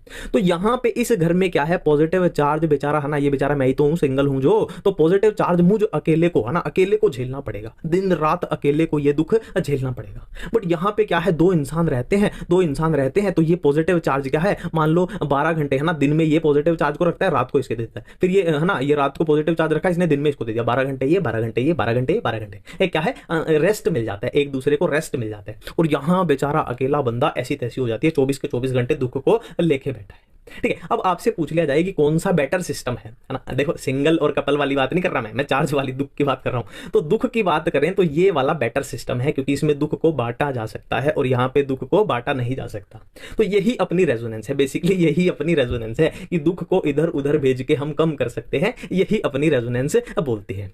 अब देखो हमने रेजोनेंस के बारे में अपनी देसी भाषा में आइडिया ले लिया ना, वो घर वाला एग्जांपल देख के देसी भाषा में हमने थोड़ा सा आइडिया ले लिया कि रेजोनेंस में क्या होता है, दुख को बांटा जा सकता है। दुख क्या होता है, बेसिकली अपना चार्ज होता है, पॉजिटिव चार्ज हो सकता है, नेगेटिव चार्ज हो सकता है, या फिर फ्री रेडिकल हो सकता है, या फिर लोन पेयर हो सकता है। दुख को बांटा जा सकता है रेजोनेंस में, है ना, हमने देसी भाषा में देखा, है ना। पर एग्जाम में अपनी देसी भाषा तो पूछ नहीं जाएगी, है ना, कि घर में 2 इंसान रहते थे या 3 रहते थे या 1 रहता था, ठीक है। तो एग्जाम में क्या पूछा जाएगा, उस पॉइंट ऑफ व्यू से अब हम बात करने जा रहे हैं, ठीक है। देखो मैं आपके सामने कंपाउंड बनाने जा रहा हूं, carbon single bond carbon single bond carbon, और इस कार्बन पे है पॉजिटिव चार्ज, है ना। और एक बात मैं बता दूं यार, हाइड्रोजन नेचुरल है कि यहां हाइड्रोजन लगे हुए हैं, यहां हाइड्रोजन लगे हुए हैं। मैंने बोला था कि ऑर्गेनिक केमिस्ट्री में हाइड्रोजन की जितनी बेइज्जती कर सकते हो कर लो, है ना। तो ऑटोमेटिक है कि यहाँ पे हाइड्रोजन लगे हुए हैं, बस मैं इसलिए नहीं बना रहा कि थोड़ा साफ साफ अपने को समझ में आए कि चार्ज वार्ज कहां पे है ना। हाइड्रोजन वहां लगे हुए हैं, 5वीं क्लास वाली वो बात है, ठीक है। एक ये कंपाउंड है, और मैं दूसरा कंपाउंड आपके सामने बनाने जा रहा हूं, क्या, carbon double bond carbon single bond carbon,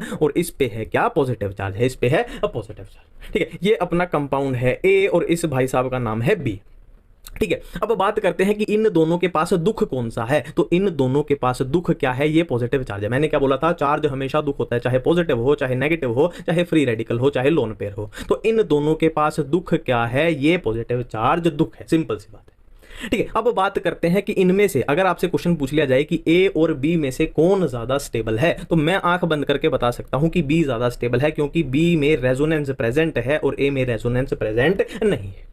अब आपका एक बहुत बड़ा सवाल आना चाहिए कि तूने ऐसा कैसे बोल दिया कि इसमें रेजोनेंस प्रेजेंट है। तो इस चीज का जवाब मैं ठीक 2 मिनट बाद बहुत अच्छे तरीके से दूंगा कि किसी भी कंपाउंड को सिर्फ पहली नजर में देखते ही कैसे बताएं कि उसमें रेजोनेंस प्रेजेंट है या फिर नहीं है, ठीक है। तो यहां पे बस इतना देखो कि ए में रेजोनेंस प्रेजेंट नहीं है, बी में है ना। क्यों है, कैसे है, उसके बारे में मत सोचो, वो बिल्कुल मैं आपकी जो भी मुसीबत है बिल्कुल क्लियर कर दूंगा, टेंशन मत लो। अब देखो रेजोनेंस इसमें प्रेजेंट नहीं है, इसका मतलब क्या है कि जो ये दुख है वो इसी कार्बन पर रहेगा, है ना। देखो इस कार्बन पर कोई भी दुख नहीं है तो कोई भी नहीं आएगा ना, इस कार्बन पर कोई भी दुख नहीं है तो कोई भी दुख इसको नहीं आएगा, ठीक है। इस कार्बन पे ये दुख है तो इसी पर ये रह जाएगा, ये लोकलाइज्ड रह जाएगा इसी कार्बन पर, है ना। बोला था ना ये बंदा सिंगल है, यही दुख झेलेगा। और यहां रेजोनेंस की बात करें तो इस कार्बन पर दुख है, तो थोड़ी देर बाद, है ना, मान लो हमने 5-10 मिनट बाद देखा तो इन्होंने गेम ही चेंज कर दी पूरी। थोड़ी देर बाद जब हमने देखा तो ये दुख जो इस कार्बन पर था वो किस कार्बन पे आ गया, इस वाले कार्बन पे आ गया, हाँ। और यही तो हमने बात की थी रेजोनेंस में, यही तो फायदा है कि, है ना, एक बंदे के पास दुख नहीं रहता, वो इधर उधर घूमता रहता है ना। और इसी वजह से हमने बात की थी कि रेजोनेंस वाला सिस्टम ज्यादा स्टेबल होता है, क्योंकि दुख बट रहा है, चार्ज इधर उधर घूम रहा है, चार्ज की डीलोकलाइजेशन हो रही है ना। तो इसी बेस पे हमने बोल दिया कि ए के कंपैरिजन में बी वाला ज्यादा स्टेबल है, ठीक है। अब यहां पे अपना सवाल क्या था कि हमने कैसे बताया इसमें रेजोनेंस है, या फिर ये तो बहुत सिंपल है ना, थोड़ा सा कॉम्प्लेक्स कंपाउंड आ जाए, कैसे बताएं कि उसमें रेजोनेंस है या नहीं है। तो अब हम कंडीशंस की बात करने जा रहे हैं, कि ऐसी क्या कंडीशंस हैं कि जिनको देखते ही हम बता दें कि किसी कंपाउंड में रेजोनेंस प्रेजेंट है या फिर रेजोनेंस प्रेजेंट नहीं है, ठीक है। कंडीशंस की बात करने जा रहे हैं, क्या कंडीशंस फॉर रेजोनेंस या कंडीशन ऑफ रेजोनेंस, इंग्लिश का, है ना, लेक्चर नहीं है ये, ऑर्गेनिक है। स्टार्ट करते हैं, ठीक है। तो अब हम बात कर रहे हैं कंडीशंस की, कि ऐसी क्या कंडीशन है ना, हम किसी भी कंपाउंड को देखते ही कैसे बता दें कि उसमें रेजोनेंस है या नहीं है। तो इसके लिए एक रामबाण तीर मैं आपको बता रहा हूं, बाण भी बोल दिया और तीर भी बोल दिया ना, मूर्खता है वैसे, है ना। तो मैं आपको एक, क्या बोलते हैं वो, धमाकेदार ध्वनि का धमाका, वो मैं आपको बता रहा हूं कि किसी भी कंपाउंड में रेजोनेंस चेक करनी हो तो ये कंडीशन याद रखना, A double bond B single bond C. अब सी पे क्या है, सी पे कोई भी दुख हो सकता है। दुख क्या थे अपने, पॉजिटिव चार्ज हो सकता है या फिर नेगेटिव चार्ज हो सकता है, या फिर फ्री रेडिकल हो सकता है, या फिर लोन पेयर हो सकता है, ठीक है। हमने क्या बात करी कंडीशन की कि A double bond B single bond C, और सी के ऊपर कोई भी दुख हो सकता है। दुख क्या, पॉजिटिव चार्ज हो सकता है या फिर नेगेटिव चार्ज, या फिर फ्री रेडिकल, या फिर लोन पेयर हो सकता है, ठीक है। ये कंडीशन अगर है तो उसमें रेजोनेंस प्रेजेंट है, ठीक है।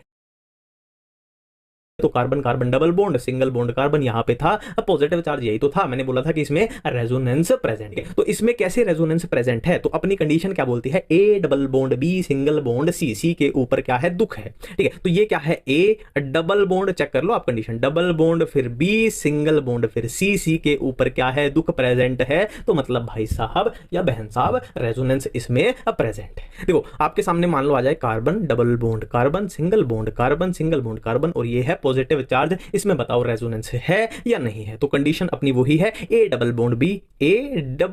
Bond B single bond C, और सी के ऊपर तो कुछ भी प्रेजेंट नहीं है। पॉजिटिव चार्ज यानी दुख कहां पे है, नेक्स्ट कार्बन पे है, गला सूख गया, ठीक है। तो रेजोनेंस इसमें एब्सेंट है। यहां पे अगर ये पॉजिटिव चार्ज होता तो रेजोनेंस प्रेजेंट हो जाती, ठीक है। बिल्कुल आसानी से क्लियर चीजें समझ में आ रही है, ठीक है। और नेगेटिव चार्ज वाला हो तो भी कोई दिक्कत नहीं है। देखो डबल बॉन्ड या यहाँ पे नेगेटिव चार्ज हो तो क्या है, वही है, देखो वही सेम कंडीशन है अपनी कि A double bond B single bond C, और सी के ऊपर कोई भी दुख हो सकता है, पॉजिटिव चार्ज हो, नेगेटिव चार्ज हो, लोन पेयर हो, फ्री रेडिकल हो, मतलब इसमें भी क्या है, रेजोनेंस अपनी अब प्रेजेंट है, ठीक है। अब नेक्स्ट क्वेश्चन आपके सामने आने जा रहा है, ठीक है। ये आपको खुद सोल्व करना है, ये बेसिकली आपको खुद सोल्व करना है, चाहे वीडियो रोक के करना, चाहे साथ में करना।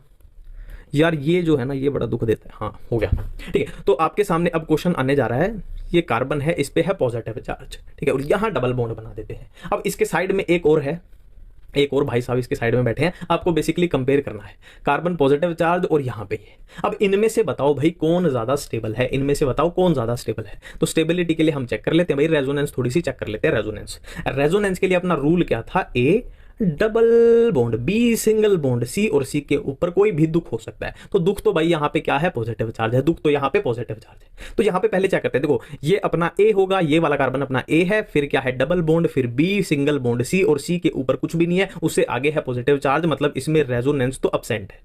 इसमें चेक करते हैं, देखो ये अपना ए, फिर है डबल बॉन्ड, फिर बी, फिर सिंगल बॉन्ड सी, और सी के ऊपर है पॉजिटिव चार्ज, मतलब ये कंडीशन अपनी अप्लाई हो रही है, मतलब इसमें रेजोनेंस प्रेजेंट है। तो स्टेबिलिटी की बात करें तो स्टेबल ये वाला ज्यादा हो जाएगा, ये वाला ज्यादा स्टेबल हो जाएगा, बहुत ही असाधारण तरीके से हो गया, ठीक है। अब नेक्स्ट बात करते हैं, देखो आपके सामने अगर ये प्रश्न आ जाए, प्रश्न उत्तर, है ना, मस्त है ना वर्ड हिंदी वाले, प्रश्न उत्तर, ठीक है। ये आपके सामने आ जाए, ये नेगेटिव चार्ज है और इधर ये अपना है, और पूरा ही बना लेते हैं, लो आप क्या याद रखोगे, लो ये क्वेश्चन आपको अब आंख बंद करके करना है ना। तो स्टेबल बताओ इनमें से कौन ज्यादा है, तो अपना वही रूल लगेगा भाई, कौन सा, ए डबल बॉन्ड, मैं बार बार जान के लिख रहा हूं इसको और बार बार जान के बोल रहा हूं ताकि आपको फिक्स हो जाए दिमाग में। A double bond B single bond C, C के ऊपर कोई भी दुख हो सकता है। यहाँ पे दुख क्या है, ये नेगेटिव चार्ज है ना, ये अपना क्या है, रेजोनेंस का रूल है, ये अपना रेजोनेंस का रूल है। अब चेक कर लेते हैं, एक बार देख लो, इसमें चेक करो, देखो ए डबल बॉन्ड बी, और बी के ऊपर ही क्या आ गया, नेगेटिव चार्ज आ गया, मतलब इसमें रेजोनेंस जो है वो एब्सेंट है।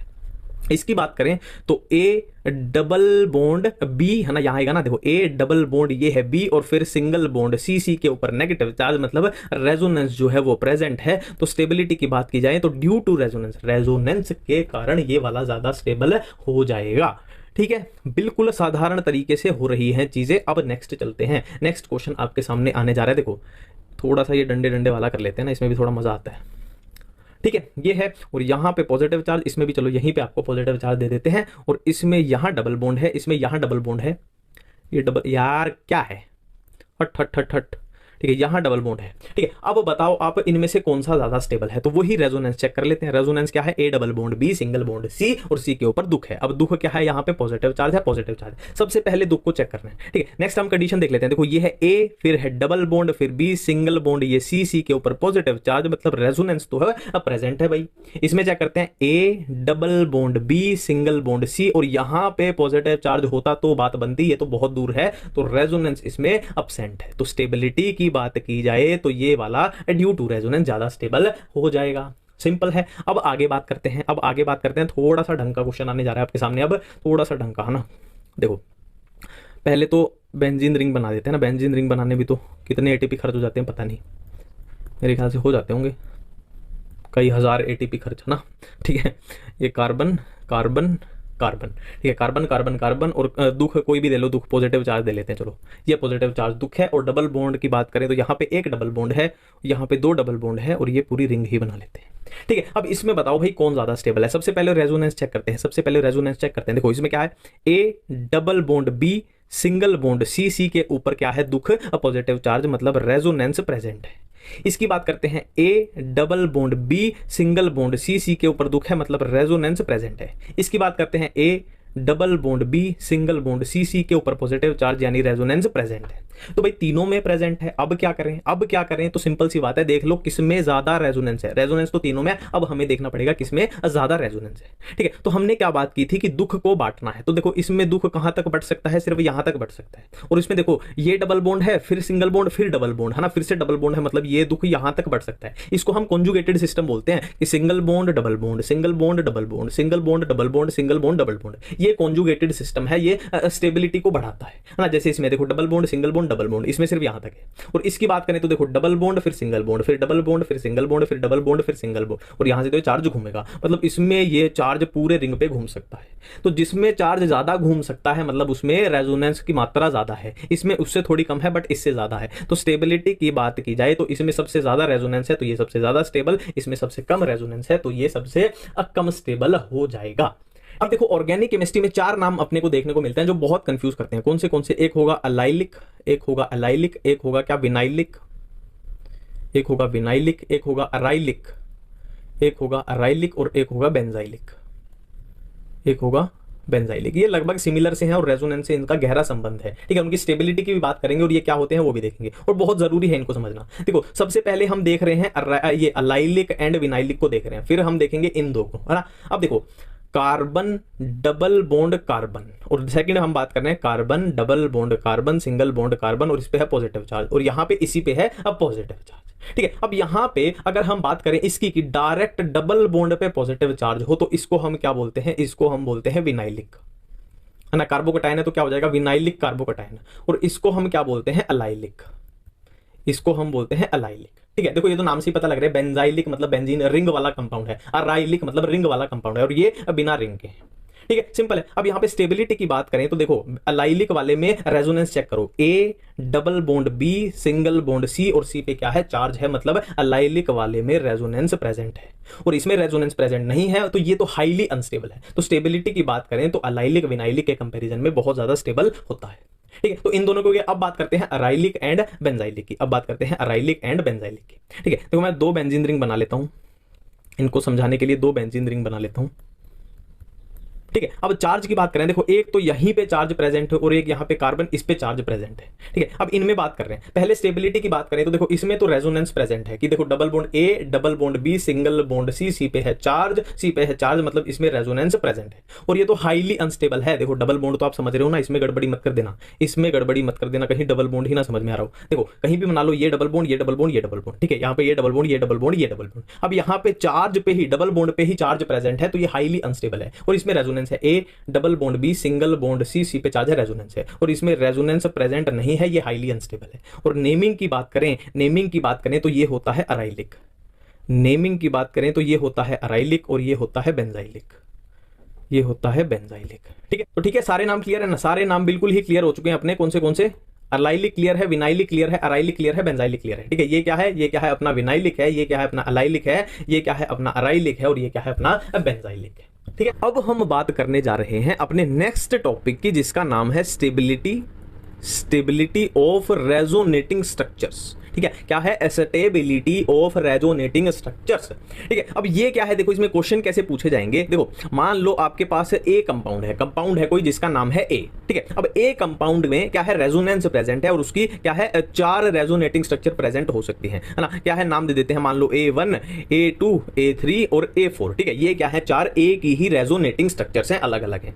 अब आपसे क्वेश्चन क्या पूछा जाएगा कि इनमें से बताओ कौन ज्यादा स्टेबल है, इनमें से बताओ कौन ज्यादा स्टेबल है। तो यही अपना टॉपिक है कि स्टेबिलिटी ऑफ रेजोनेटिंग स्ट्रक्चर की, रेजोनेटिंग स्ट्रक्चर्स की स्टेबिलिटी को कैसे निकालना है। ठीक है, बहुत जरूरी टॉपिक है, बहुत इंपॉर्टेंट है। ठीक है, और थोड़ा सा यहां पे आपका मैं एक्स्ट्रा फोकस चाहूंगा क्योंकि जहां पे जरूरी टॉपिक है, इंपॉर्टेंट टॉपिक है और कंफ्यूजन भरा टॉपिक है, वहां पे क्या आती है, वहां पे आती है केवी एजुकेशन की ट्रिक, वहां पे आती है केवी एजुकेशन की ट्रिक आती है। ठीक है, तो यहां भी मैं आपको ट्रिक बताने जा रहा हूं। इस ट्रिक को अगर अप्लाई करोगे, ट्रिक क्या है, अपनी बॉन्ड, सिंपल है बॉन्ड। अगर ये बॉन्ड आपको याद रह जाता है तो ये टॉपिक समझ लो आपका खत्म हो गया। ठीक है, मैं क्या बोल रहा हूं कि अगर आपको ये ट्रिक रह जाती है, ट्रिक क्या है, अपनी बॉन्ड BOND, अगर ये याद रह गया तो इस टॉपिक में मेरी गारंटी है जिंदगी में कभी भी कोई भी कंफ्यूजन नहीं होगी। ठीक है, अब बॉन्ड में क्या है, B से कुछ बनेगा, O से कुछ बनेगा, N से कुछ बनेगा और D से कुछ बनेगा। ठीक है, अब बात करते हैं कि B से क्या बनेगा, तो B से तो अपना बॉन्ड ही बनेगा, है ना, ये बॉन्ड तो अपनी मेन ट्रिक है, और ये B से बॉन्ड ही बनेगा,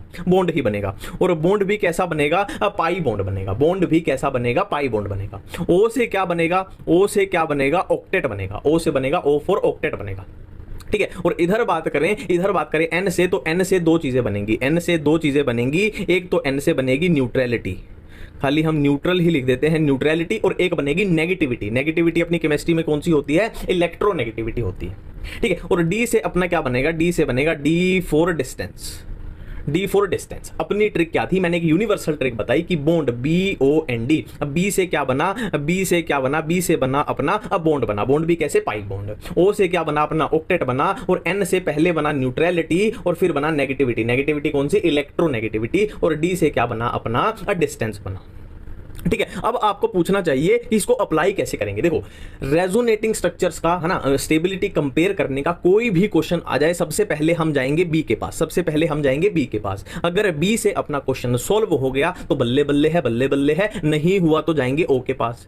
O से फिर क्वेश्चन सॉल्व हो गया तो बल्ले बल्ले, नहीं हुआ तो जाएंगे N के पास। N से अपना क्वेश्चन, N में भी पहले न्यूट्रलिटी के पास जाएंगे, फिर इलेक्ट्रोनेगेटिविटी के पास। इससे क्वेश्चन सॉल्व हो गया तो बल्ले बल्ले, नहीं तो जाना पड़ेगा D के पास, और D से तो अपना क्वेश्चन सॉल्व होके रहेगा। ठीक है, ट्रिक क्या है, बॉन्ड है, पहले जाएंगे B के पास, B से क्वेश्चन सॉल्व हुआ तो अच्छी बात है, नहीं तो जाएंगे O के पास। O से क्वेश्चन सॉल्व हुआ तो अच्छी बात है, नहीं तो जाएंगे N के पास। N से क्वेश्चन सॉल्व हुआ तो अच्छी बात है, नहीं तो जाएंगे फिर D के पास, और D से तो अपना क्वेश्चन सॉल्व होके ही रहेगा। ठीक है, अब यहां पे आपको एक चीज पूछनी चाहिए कि तूने बोल दिया पाई बॉन्ड, अब इसका स्टेबिलिटी से क्या लेना देना है, तूने बोल दिया ऑक्टेट तो इसका स्टेबिलिटी से क्या लेना देना है, तूने बोल दिया इलेक्ट्रोनेगेटिविटी तो इसका स्टेबिलिटी से क्या लेना देना है। ठीक है, तो इसकी बात हम कर रहे हैं। देखिए, जैसे पाई बॉन्ड की हम बात करें तो पाई बॉन्ड का सिंपल सा फंडा है कि पाई बॉन्ड जहां ज्यादा होंगे वहां स्टेबिलिटी ज्यादा होगी, जहां पाई बॉन्ड ज्यादा होंगे वहां स्टेबिलिटी ज्यादा होगी, जितने ज्यादा पाई बॉन्ड उतनी ज्यादा स्टेबिलिटी। ये है पाई बॉन्ड का फंडा। नेक्स्ट बात करें ऑक्टेट की, बात करें तो हमें पता है ना, हम केमिस्ट्री में बार बार पढ़ते हैं कि कंप्लीट ऑक्टेट,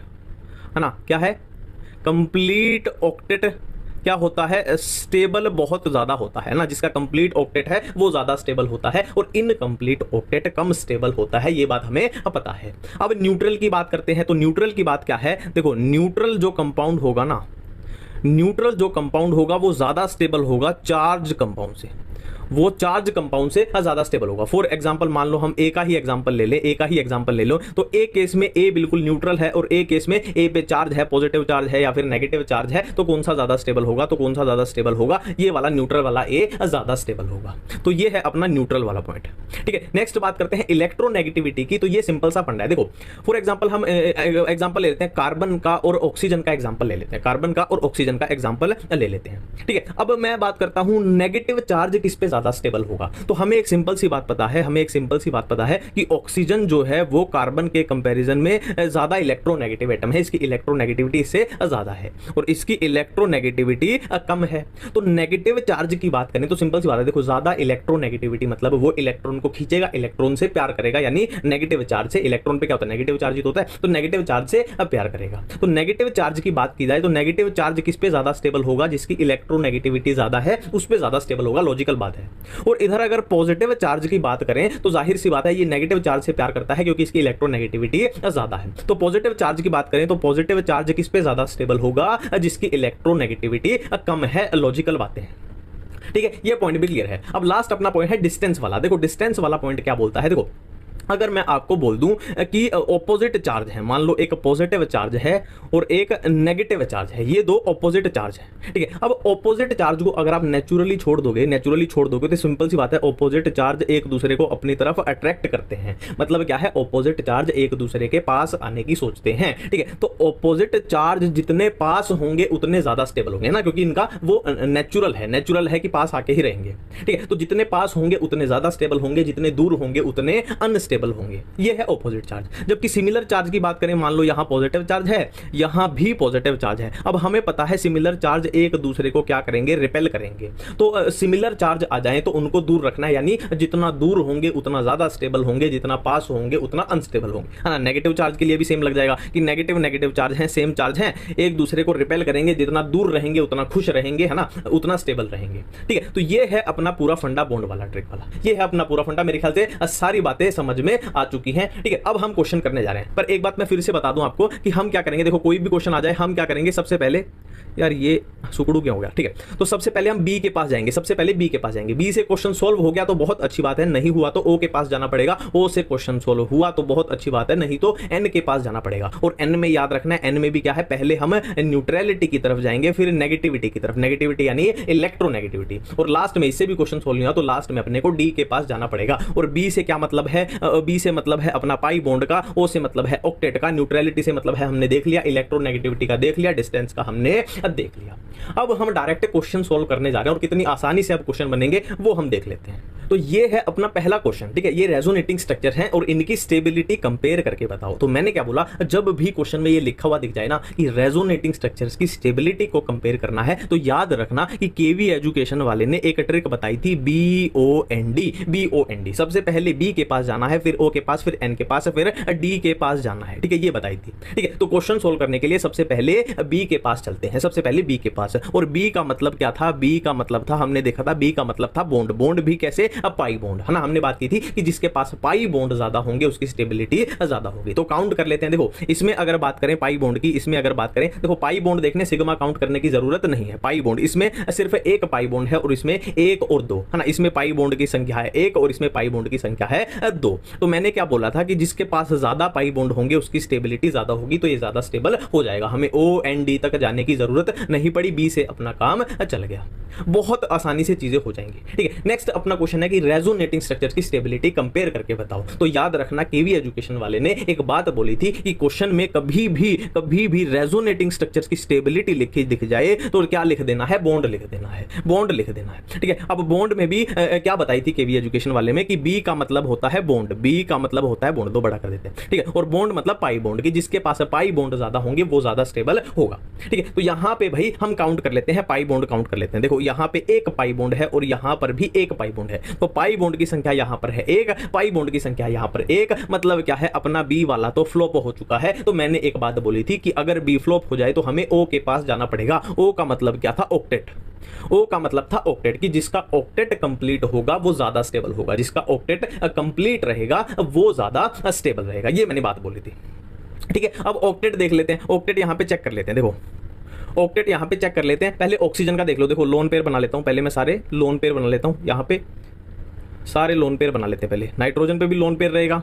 अब देखो ये तो केमिकल बॉन्डिंग से यार आपको पता होना चाहिए ना, यहाँ पे अब केमिकल बॉन्डिंग का वो लेक्चर चल जाएगा अलग से। ठीक है, देखो पहले नाइट्रोजन का चेक करो, नाइट्रोजन का चेक करते हैं कि ऑक्टेट कंप्लीट है या नहीं है। देखो 1 2 3 4 5 6 7 और 8 कंप्लीट है। अब ऑक्सीजन का देख लेते हैं, 1 2 3 4 5 6 7 और 8 कंप्लीट है। ठीक है, कार्बन का काउंट मत करना क्योंकि वो तो दोनों में सेम है और कंप्लीट ही होगा, वो तो अलग से ही दिख रहा है। इधर नाइट्रोजन का देख लो, 1 2 3 4 5 6 7 और 8। ऑक्सीजन का देख लो, 1 2 3 4 5 6 7 और 8। मतलब भाई ऑक्टेट भी सबके कंप्लीट है, तो ऑक्टेट वाला रूल भी अपना फ्लॉप हो गया। मतलब अपने को एन वाले पे जाना पड़ेगा, एन वाले पे जाना पड़ेगा। और एन में हमने क्या बात की थी, पहले हम न्यूट्रलिटी देखेंगे, फिर हम नेगेटिविटी यानी इलेक्ट्रोनेगेटिविटी देखेंगे। न्यूट्रलिटी में क्या था कि न्यूट्रल वाला मॉलिक्यूल ज्यादा स्टेबल होता है चार्ज वाले से। तो चार्ज की बात करें, देखो यहां पे भी इस मॉलिक्यूल में एक नेगेटिव चार्ज है और इस मॉलिक्यूल में भी एक नेगेटिव चार्ज है, मतलब चार्ज भी बराबर है। मतलब ये वाला न्यूट्रलिटी वाला भी फ्लॉप हो गया। अब हमें जाना पड़ेगा इलेक्ट्रोनेगेटिविटी वाले के पास। ये क्या बोलता था कि नेगेटिव चार्ज है, देखो इसमें क्या है, नेगेटिव चार्ज है, तो नेगेटिव चार्ज ज्यादा इलेक्ट्रोनेगेटिव एटम पर स्टेबल होगा। इसमें क्या बोला था कि नेगेटिव चार्ज जो है वो ज्यादा इलेक्ट्रोनेगेटिव पर स्टेबल होगा और पॉजिटिव चार्ज की बात करें तो वो कम इलेक्ट्रोनेगेटिव एटम पर स्टेबल होगा। तो यहां पे अपने को देखना है नेगेटिव चार्ज। तो नेगेटिव चार्ज इस केस में कहां पे है, नाइट्रोजन पे है और इस केस में ऑक्सीजन पे। ठीक है, नेगेटिव चार्ज इस केस में नाइट्रोजन पे है, इस केस में ऑक्सीजन पे है। तो जाहिर सी बात है ऑक्सीजन की, जाहिर सी बात है ऑक्सीजन की इलेक्ट्रोनेगेटिविटी ज्यादा होती है, तो नेगेटिव चार्ज इस पे ज्यादा स्टेबल होगा। तो स्टेबल कौन सा हो जाएगा, ये वाला कंपाउंड ज्यादा स्टेबल हो जाएगा।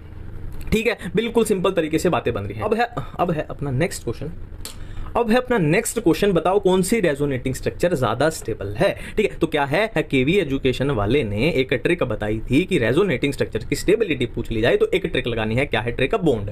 मैं बार बार इसीलिए लिख रहा हूं, बार बार इसीलिए आपको चीजें बता रहा हूं कि आपके दिमाग में बिल्कुल फिक्स हो जाए हमेशा के लिए, है ना। इसीलिए आपको लग रहा हो कि बार बार क्यों बता रहा है, बार बार क्यों बता रहा है, वीडियो लेंथी कर रहा है, पर ऐसा नहीं है, मैं बिल्कुल आपके दिमाग में फिट करके भेजूंगा। ठीक है, तो ट्रिक क्या थी? बॉन्ड। सबसे पहले बी के पास जाना है, फिर ओ के पास, फिर एन के पास, फिर डी के पास। तो सबसे पहले हम जाते हैं बी के पास। बी का मतलब क्या था? बॉन्ड।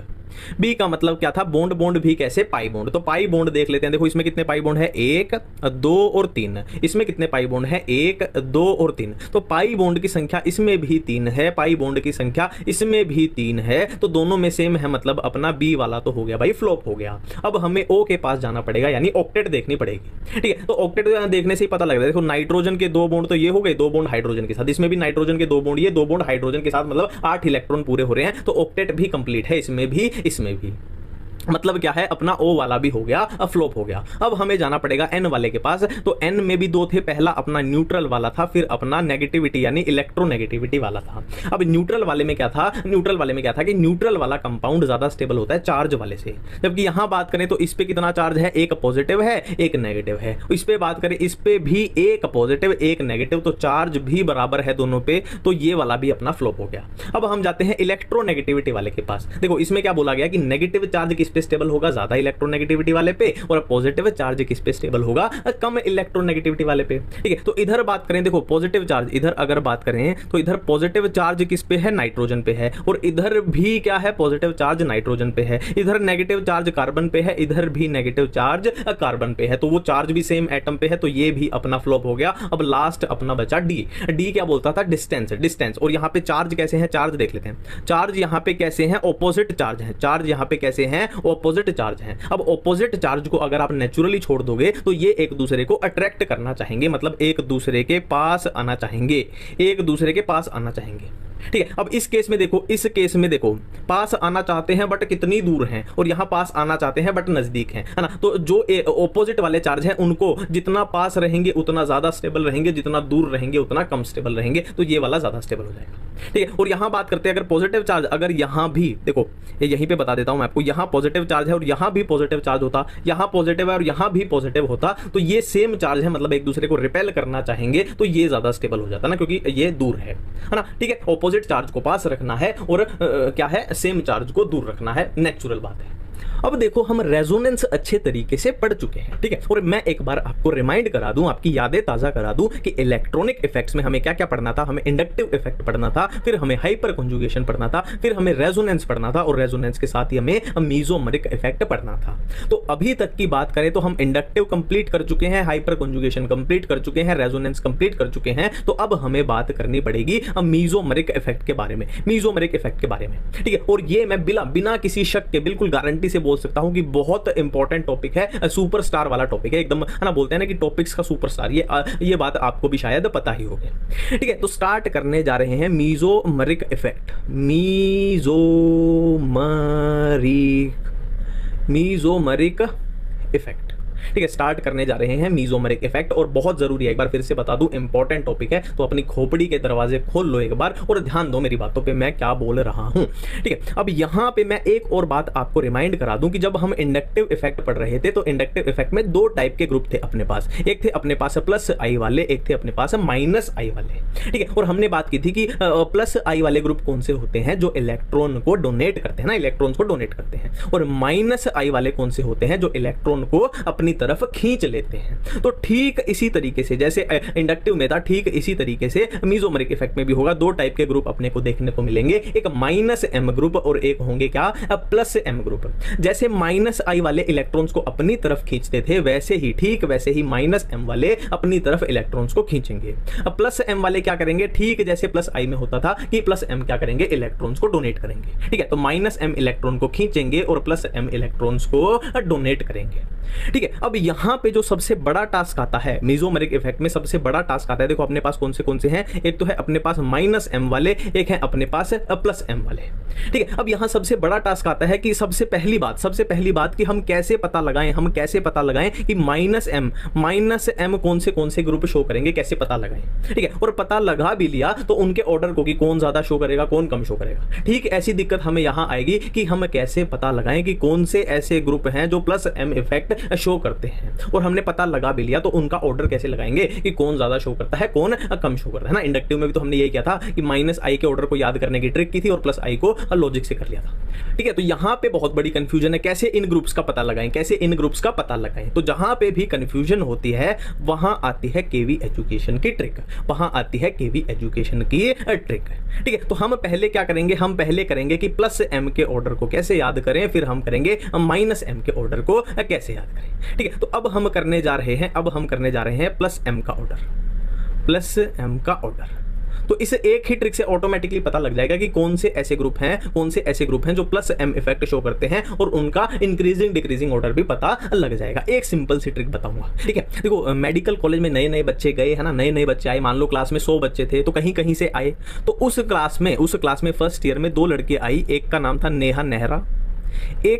नेहा नेहरा, और दूसरी का नाम था नेहा कौर। अब कौर की ये वाली स्पेलिंग आपको याद रखनी है। नेहा कौर मतलब है ना, कौर कौन से होते हैं, पंजाबी होते हैं, तो पंजाबी थोड़े गुस्से वाले होते हैं ना, आपको पता है। ठीक है, तो नेहा नेहरा, नेहा कौर। अब बच्चों को क्या है, इनके नाम में ही कंफ्यूजन होने लगी कि कौन सी नेहा नेहरा है, कौन सी नेहा कौर है ना। इनका नाम भी सेम है और इनकी थोड़ी बहुत शक्ल भी इनकी सिमिलर थी, सेम दिखाई पड़ती थी। ठीक है, तो बहुत बड़ी कंफ्यूजन होगी। अब इस कंफ्यूजन को दूर करना पड़ेगा, तो उस क्लास का कोई जीनियस बच्चा रहा होगा, है ना। उसने क्या बोला कि नेहा कौर जो है ना, कौर यानी है ना पंजाबी थोड़े से गुस्से वाले होते हैं, हल्के से, है ना, वैसे अंदर से दिल के साफ होते हैं पर थोड़े से गुस्से वाले। ठीक है, तो नेहा कौर जो थी वो गुस्से वाली थी थोड़ी, यानी एसिडिक थी थोड़ी, है ना, एसिडिक यानी थोड़ा गुस्से वाला इंसान। नेहा नेहरा कैसी थी, थोड़ी बेसिक थी, यानी थोड़ी शांत नेचर की, शांत। ठीक है, तो एक बच्चे ने दिमाग लगाया कि क्यों ना हम इनको पीएच के बेस पे डिफरेंशिएट कर लें। पीएच यानी पी और एच, है ना, पीएच यानी गुस्से के बेस पे, कि जो ज्यादा गुस्सा करती है, एसिडिक यानी एसिडिक बेसिक क्या होता है, पीएच के बेस पे तो है, तो जो ज्यादा गुस्सा करती है वो नेहा कौर है, और जो कम गुस्सा यानी शांत रहती है वो नेहा नेहरा है। तो उस बच्चे ने खड़े होकर पूरी क्लास में अनाउंसमेंट कर दी कि ओए, है ना, ओए मतलब सब सुन लो, ओए नेहा नेहरा एंड, है ना, नेहा नेहरा और नेहा कौर को, ठीक है, ट्रिक क्या है कि ओए नेहा नेहरा और नेहा कौर को पीएच के बेस पे डिफरेंशिएट कर दो, अब यही ट्रिक अपनी हम ले लेते हैं। उसने क्या बोला क्लास में खड़ा होके कि ओए नेहा नेहरा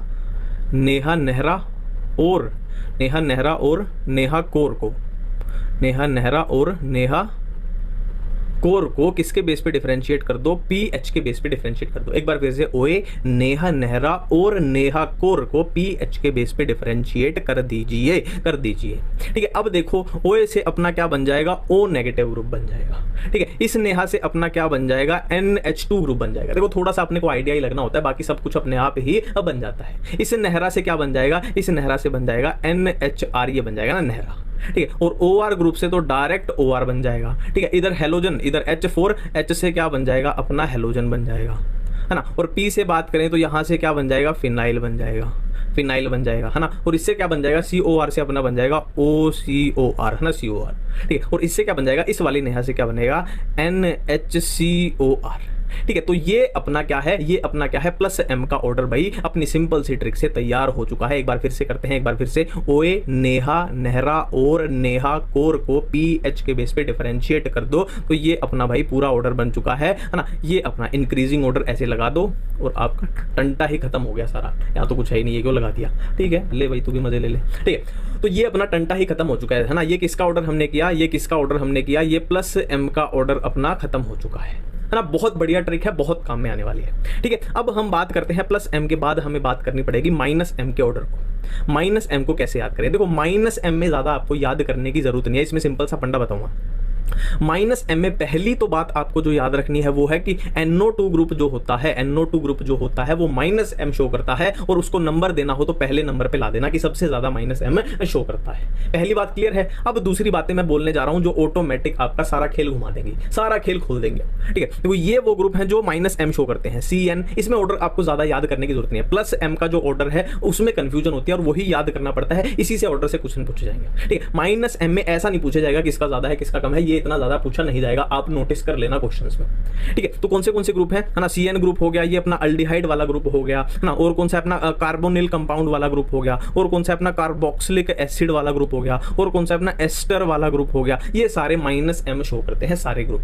पहली बात माइनस एम में क्या याद रखनी है, NO2 जो है वो माइनस एम शो करता है और लगभग सबसे ज्यादा शो करता है। अब आप सोच रहे होगे ये बात कि तू NO2 को बार बार अलग से क्यों बता रहा है, बार बार अलग से क्यों बता रहा है। ठीक है, तो यहां पे अपनी ट्रिक छुपी हुई है। देखो, ऐसे कंपाउंड जिसमें ये फ्री वाला बॉन्ड कार्बन से जुड़ा है, ऐसे कंपाउंड जिसमें फ्री बॉन्ड कार्बन से जुड़ा है, फ्री बॉन्ड कार्बन से जुड़ा है, फ्री बॉन्ड कार्बन से जुड़ा है, फ्री बॉन्ड कार्बन से जुड़ा है, वो माइनस एम वाले हैं। मैंने आपको पहचानने की तकनीक बता दी। यहां पे आप ध्यान दो, free bond oxygen, free bond nitrogen, free bond nitrogen, free bond oxygen, free bond nitrogen, free bond oxygen, free, ये तो नाम से ही हो रहे हैं, फिनाइल और हेलोजन तो नाम है, इसमें कंफ्यूजन होगी नहीं। ठीक है, तो मैंने आपको तकनीक बता दी कि फ्री बॉन्ड अगर कार्बन से जुड़ा हो तो क्या है, 99% केस में आपका ठीक करवा देगा। ठीक क्या करवा देगा, इसमें इतनी कंफ्यूजन होती भी नहीं। ये आपके माइनस एम वाले हैं। और अलग से क्यों याद रखना है ये आपको शायद पता चल गया होगा कि NO2 अपने को अलग से याद रखना है जो माइनस एम शो करता है और लगभग सबसे ज्यादा शो करता है।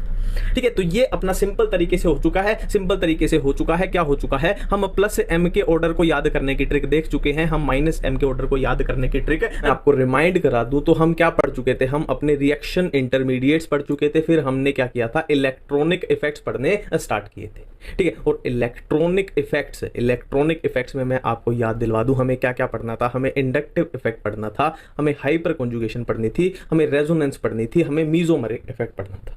ठीक है, ये अपने इलेक्ट्रॉनिक इफेक्ट्स थे। और मैं आपको याद दिलवा दूं इसमें आगे हम इंडक्टिव इफेक्ट पढ़ चुके थे, हम हाइपर कॉन्जुगेशन पढ़ चुके थे, हम रेजोनेंस पढ़ चुके थे, और क्या है, हम मीजोमेरिक इफेक्ट में हम क्या देख चुके थे, माइनस एम और प्लस एम के ग्रुप कौन से होते हैं, है ना, और उनके ऑर्डर को कैसे याद करें, उनकी ट्रिक भी हम देख चुके थे। ठीक है, तो इस वीडियो में हमें क्या करना है, इस वीडियो में हमें करना है, पहले तो हम मीजोमेरिक इफेक्ट को अच्छे तरीके से समझेंगे, है ना, कैसे इसके क्वेश्चन आते हैं और उसको कैसे सॉल्व करना है ना, बिना किसी कंफ्यूजन के मीजोमेरिक इफेक्ट के एक एक क्वेश्चन को कैसे सॉल्व करना है, पहले वो देखेंगे। ठीक है, फिर हम क्या करेंगे, इनके मिक्स क्वेश्चन करेंगे। मैंने बोला था ना मैं मिक्स क्वेश्चन कराऊंगा, तो उसमें PYQ भी मैं आपको कराऊंगा, इनके हम मिक्स क्वेश्चन करेंगे। ठीक है, तो स्टार्ट करने जा रहे हैं पहले हम कि मीजोमेरिक इफेक्ट को कैसे पहचानना है ना। देखो सिंपल सी बात है, जो कंफ्यूजन होगी ना वो इनमें होगी। मीजोमेरिक इफेक्ट का जो क्वेश्चन होता है ना, वो देखने से ही पता लग जाएगा आपको कि ये मीजोमेरिक इफेक्ट का क्वेश्चन है ना। तो वो कैसे है, तो स्टार्ट करते हैं अपने मीजोमेरिक इफेक्ट के साथ, फिर हम इनके मिक्स क्वेश्चन पे आएंगे। अब देखो, अब हम बात कर रहे हैं मीजोमेरिक इफेक्ट, अब हम बात कर रहे हैं एम इफेक्ट यानी मीजोमेरिक इफेक्ट। अब इसके किस टाइप के आपके क्वेश्चन पूछे जाएंगे, ठीक है, मतलब देखते ही कैसे बताएं कि ये क्वेश्चन जो है अपना वो मीजोमेरिक इफेक्ट का पूछा गया है। ठीक है, देखो मीजोमेरिक इफेक्ट में क्या होगा, आपको एक बेंजीन रिंग दिखाई देगी, आपको एक बेंजीन रिंग दिखाई देगी, और बेंजीन रिंग के ऊपर आपसे किसी की भी स्टेबिलिटी पूछ सकते हैं, कार्बोकटायन की या फिर कार्बो अनायन की, कुछ इस तरीके से, है ना। मान लो कार्बोकटायन की स्टेबिलिटी पूछ ली। ठीक है, अब क्या होगा, इस रिंग पे आपको एक ग्रुप लगा हुआ दिखाई देगा। ठीक है, मान लो यहाँ पे वो ग्रुप लगा हुआ है, मान लो प्लस एम ग्रुप लगा हुआ है ना। देखो ग्रुप तो कोई भी हो सकता है ना, मीजोमेरिक में क्या है, या तो प्लस एम हो सकता है या माइनस एम हो सकता है। यहाँ पे प्लस एम लगा हुआ है मान लो, है ना। और आपसे क्वेश्चन पूछ लेता हूँ, मान लो यहाँ पे माइनस एम लगा हुआ है या यहाँ पे प्लस एम लगा हुआ है, मतलब क्या है, एक इसकी स्टेबिलिटी आपसे पूछी जाएगी और रिंग पे आपको ग्रुप्स लगे हुए दिखाई देंगे, और वो ग्रुप माइनस एम भी हो सकता है, प्लस एम भी हो सकता है। तो ऐसा क्वेश्चन आपको देखने को मिल जाए, मतलब समझ जाओ कि वो मीजोमेरिक इफेक्ट का क्वेश्चन है, मीजोमेरिक इफेक्ट का क्वेश्चन है। ठीक है, एक बार फिर से बता दूं कि ऐसे आपसे स्टेबिलिटी पूछी जाएगी, है ना। मान लो कार्बोकटायन की है या फिर कार्बोनायन की है, ऐसे स्टेबिलिटी पूछी जाएगी, या फिर एसिडिक स्ट्रेंथ पूछ ली जाएगी। एसिडिक स्ट्रेंथ में क्या है, सिंपल है, एसिडिक स्ट्रेंथ में क्या होता है, H+ को भेज दो, H+ को भेज दो, जो बचा हुआ बच जाएगा, उसकी स्टेबिलिटी बताओ फिर।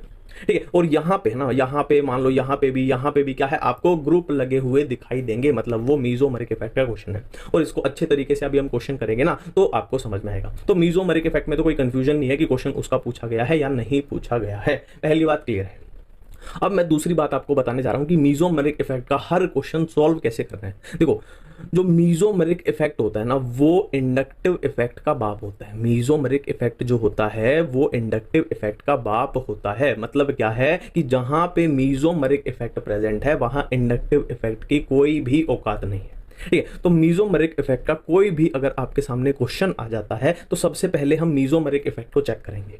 मीजोमेरिक इफेक्ट क्या है? इंडक्टिव इफेक्ट का बाप है, मतलब इसके सामने इसकी कोई भी औकात नहीं है। मीजोमेरिक इफेक्ट से अपना क्वेश्चन निकल आया, ठीक हो गया तो बहुत अच्छी बात है, बल्ले बल्ले है। बट अगर मीजोमेरिक इफेक्ट से अपना क्वेश्चन सही नहीं हुआ तब हम जाएंगे किसके पास? इंडक्टिव इफेक्ट के साथ। देखो ये मैं जो बोल रहा हूं ना, ये सारा अभी हम करने वाले हैं, कैसे कैसे ये जो बोल रहा हूं सारा हम करने वाले हैं, टेंशन मत लो। पर मैं आपको मोटा मोटा आइडिया दे रहा हूं। देखो क्या है, क्वेश्चन अपने से पूछा गया, अपने को पता चल जाएगा मीजोमेरिक इफेक्ट का क्वेश्चन है, कुछ इस तरीके का होगा, ठीक है। फिर अपने को क्या करना है? मीजोमेरिक इफेक्ट से आंसर निकाल के देखना है। मीजोमेरिक इफेक्ट से आंसर आ गया तो बहुत अच्छी बात है, बल्ले बल्ले है। नहीं आया तब हमें जाना है इंडक्टिव इफेक्ट के साथ। मतलब मैं बोलना क्या चाहता हूं कि मीजोमेरिक इफेक्ट से पहले इंडक्टिव इफेक्ट को नहीं देखना है, क्योंकि इसकी कोई औकात ही नहीं है। मीजोमेरिक इफेक्ट इसका बाप है, ठीक है। ये बातें क्लियर है, ये बातें क्लियर है। देखो एक और इंपॉर्टेंट पॉइंट मैं आपको बताने जा रहा हूं जो मीजोमेरिक इफेक्ट के रिलेटेड क्वेश्चंस को करते हुए काम आएगी, है ना। देखो ये हम मोटा मोटा बात कर रहे हैं कि ऐसे ऐसे क्वेश्चन को अपने को अप्रोच करना है ना। और कैसे करेंगे ये सारी बातें मैं आपको क्वेश्चन करते हुए सारी बातें दोबारा से बताऊंगा, पर एक नॉर्मल सी बातें कर रहे हैं कि भाई ऐसे ऐसे क्वेश्चन को अप्रोच करना है। देखो मीजोमेरिक इफेक्ट जो होता है ना, वो डिस्टेंस पे डिपेंड नहीं करता, कभी भी वो डिस्टेंस पे डिपेंड नहीं करता। फॉर एग्जाम्पल 5 मीटर पे मीजोमेरिक इफेक्ट की बात करें, मान लो 5 मीटर पे मीजोमेरिक इफेक्ट की स्ट्रेंथ जो है वो 10 है ना। और बात करें कि 10 मीटर पे कितनी होगी या फिर 50 मीटर पे कितनी होगी, तो 10 मीटर पे भी इसकी स्ट्रेंथ 10 रहेगी और 50 मीटर पे भी 10 रहेगी, क्योंकि डिस्टेंस पे ये डिपेंड ही नहीं करता है ना। कितना भी डिस्टेंस कम कर लो, कितना भी ज्यादा कर लो, स्ट्रेंथ जो है मीजोमेरिक इफेक्ट की वो सेम रहेगी। जबकि इंडक्टिव की बात करें तो 5 मीटर पे मान लो इसकी स्ट्रेंथ 10 है, तो इसकी 10 मीटर पे कितनी हो जाएगी? कम हो जाएगी, 7 हो जाएगी। और डिस्टेंस अगर हम और बढ़ाएंगे तो इसकी स्ट्रेंथ और कम हो जाएगी। मतलब क्या है, जैसे जैसे आप डिस्टेंस बढ़ाते जाओगे, इंडक्टिव इफेक्ट की स्ट्रेंथ जो है वो कम होती जाएगी। कम डिस्टेंस पे इंडक्टिव इफेक्ट की स्ट्रेंथ ज्यादा है, ठीक है। तो हमने क्या बोला? मीजोमेरिक इफेक्ट क्या है? डिस्टेंस पे डिपेंड नहीं करता। इंडक्टिव इफेक्ट डिस्टेंस पे डिपेंड करता है ना। कम डिस्टेंस पे इसका इफेक्ट ज्यादा होगा और ज्यादा डिस्टेंस पे इसका इफेक्ट कम होगा, ठीक है। इतनी बातें हमारी बिल्कुल ही क्लियर है। तो अब आपके सामने एक 15 मिनट की वीडियो चलने वाली है। अब आपके सामने एक 15 मिनट की वीडियो चलने वाली है। और यार वो वीडियो ना इतनी अच्छी बनी हुई है कि मीजोमेरिक इफेक्ट में अपने को जो चाहिए ना, असल में जो बार बार कंफ्यूजन होती है, असल में जो चीज चाहिए, जहां से कंफ्यूजन से अपने को जो बचना है, वो उस वीडियो में कवर है। इतनी अच्छी बनी हुई है, ठीक है। तो आपके सामने 15 मिनट की वीडियो चलेगी, अभी सारी कंफ्यूजन आपकी क्लियर हो जाएंगी, सारे क्वेश्चन आपके सोल्व होने लग जाएंगे। उसके बाद हम फिर से लौटेंगे कहां पे? फिर हम मिक्स क्वेश्चन करेंगे, किसके किसके? इंडक्टिव इफेक्ट के, हाइपर कॉन्जुगेशन के और रेजोनेंस के। मीजोमेरिक तो अपना इसमें ही बिल्कुल ही क्लियर कट हो जाएगा, ठीक है। तो स्टार्ट करते हैं ये वाली अब वीडियो। अब हम करने वाले हैं मीजोमेरिक इफेक्ट के क्वेश्चंस, ठीक है। देखो मीजोमेरिक इफेक्ट के क्वेश्चंस करने से पहले हमेशा ध्यान रखो कि ये जड़ी बूटी हमारे पास होनी चाहिए। हमेशा हर क्वेश्चन में ये जड़ी बूटी अप्लाई करके देखनी है, क्योंकि आपका जो क्वेश्चन गलत होगा वो यहीं से होगा, ठीक है। देखो इसमें 3 पॉइंट है। पहला पॉइंट क्या बोलता है कि मेटा पोजीशन पे मीजोमेरिक इफेक्ट नहीं होता। मेटा पोजीशन पे मीजोमेरिक इफेक्ट नहीं होता। M for meta, M for meso नहीं होता, ठीक है। क्लियर है। सेकंड पॉइंट ये है कि जो CH3 ग्रुप होता है ना, CH3 ग्रुप, कुछ नहीं याद रखना आपको, हाइपर कॉन्जुगेशन वॉन्जुगेशन सब भूल जाओ। सिर्फ ये याद रखना है कि CH3 group plus M show करता है। पर जो भी हमने अभी अपनी ट्रिक में प्लस M वाले ग्रुप किए ना, उन सबसे इसका प्लस M वीक होता है, ठीक है। प्लस M शो करता है, पर इसका प्लस M, जो भी हमने प्लस M वाले ग्रुप किए उनसे इनका प्लस M कमजोर होता है। क्लियर है।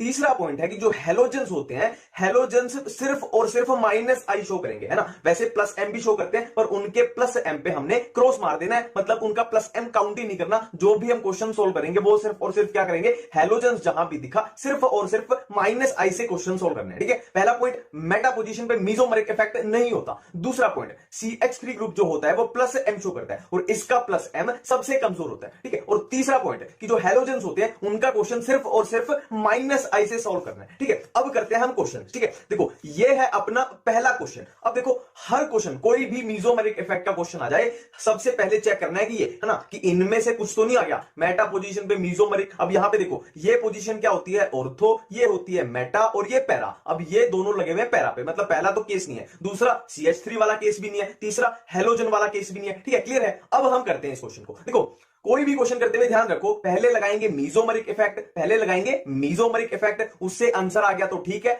नहीं आया तो जाएंगे इंडक्टिव पे, ठीक है। पहले लगाएंगे सिर्फ और सिर्फ मीजोमरिक इफेक्ट, ठीक है। अब देखो ये कैसा ग्रुप है, ये कैसा ग्रुप है, हमें पता है कैसा ग्रुप है, प्लस एम वाला ग्रुप है। और ये कैसा ग्रुप है, देखो पहले क्वेश्चन में थोड़ा सा टाइम लगेगा, कोई बात नहीं, इसके बाद जो क्वेश्चन होंगे वो जल्दी जल्दी होंगे, ठीक है। ये कैसा ग्रुप है, ये है माइनस एम ग्रुप, ठीक है। अब देखो हमें क्या देखना है, stability of carbocation, stability of carbocation मतलब क्या है, सीधा सीधा ये देखना है कि कौन सा मॉलिक्यूल ज्यादा मजे में है, कौन सा ज्यादा सुखी है। अब देखो ये है यहां पॉजिटिव चार्ज, मतलब इनको क्या चाहिए, इलेक्ट्रॉन चाहिए, इनको इलेक्ट्रॉन की सप्लाई चाहिए सुखी होने के लिए। अब देखो ये है प्लस एम, देखो प्लस का मतलब होता है इलेक्ट्रॉन देना और एम का मतलब है मीजोमरिक इफेक्ट के थ्रू, माइनस का मतलब है इलेक्ट्रॉन खींच रहा है और एम का मतलब है मीजोमरिक इफेक्ट के थ्रू, ठीक है। तो ये प्लस एम मतलब ये इसको इलेक्ट्रॉन दे रहा है और ये माइनस एम मतलब ये इसके इलेक्ट्रॉन खींच रहा है। अब देखो इसको इलेक्ट्रॉन चाहिए थे, इसने दिए, और इसके पास भी कमी थी इलेक्ट्रॉन की और इसने उल्टा खींच हो लिया उससे, है ना। इसके पास पहले ही कमी थी, इसने खींच भी लिए, तो ज्यादा स्टेबल हो जाएगा ये वाला, क्योंकि ये उसको सुखी कर रहा है, उसको मजे दे रहा है, ठीक है।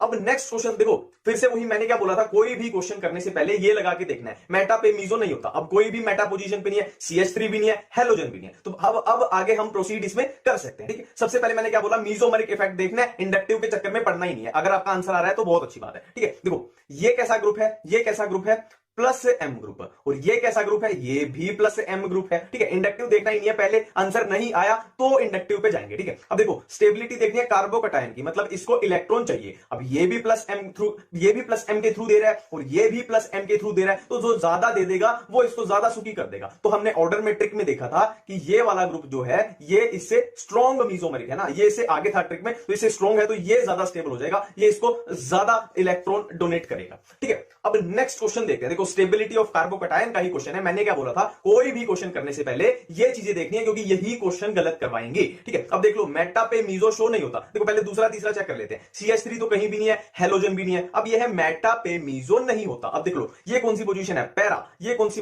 पोजीशन है, ऑर्थो, और ये है मेटा, मतलब यहां पे मीजोमरिक इफेक्ट शो नहीं होगा, ठीक है। और यहां पे कैसा होगा, यहां पे मीजोमरिक होगा, और कैसा होगा इस ग्रुप का, OR ग्रुप का प्लस एम, और ये भी OR ग्रुप है, और यहां भी होगा प्लस एम, ठीक है। अब देखो स्टेबिलिटी देखनी है कार्बोकटायन की, स्टेबिलिटी देखनी है कार्बोकटायन की, मतलब इसको सुखी होने के लिए इलेक्ट्रॉन चाहिए, ठीक है। अब सिंपल है, मैंने क्या बोला, तब तक इंडक्टिव पे नहीं जाना जब तक अपना काम चल रहा है। अब मीजोमरिक से देखते हैं अपना कितना काम चल रहा है। देखो ये मीजोमरिक के थ्रू इलेक्ट्रॉन की सप्लाई करेगा, ये भी मीजोमरिक के थ्रू इलेक्ट्रॉन की सप्लाई करेगा, पर इसमें तो मीजोमरिक हो ही नहीं रहा, तो ये कुछ भी नहीं कर रहा, ठीक है। अब देखो इसको इलेक्ट्रॉन चाहिए थे, इन दोनों ने सप्लाई किए, तो एक बात तो क्लियर है कि ये मिनिमम स्टेबल है ना, इसको सुख मिल रहा है, इसको भी सुख मिल रहा है, पर इसको कुछ नहीं मिल रहा, तो ये तो है मिनिमम स्टेबल। अब इन दोनों में कैसे कंपेयर करें, अब देखो इसमें भी प्लस एम है और इसमें भी प्लस एम है, और हमने एक फर्स्ट वीडियो में बात की थी कि मीजोमरिक इफेक्ट जो होता है वो डिस्टेंस पे डिपेंड कभी भी नहीं करता, है ना। अब आप बोल दो देखो ये पोजीशन बिल्कुल इसके पास है, ये पोजीशन इसके कितनी दूर है, तो कोई फर्क नहीं पड़ता, जितना इसका प्लस एम उतना ही इसका plus M,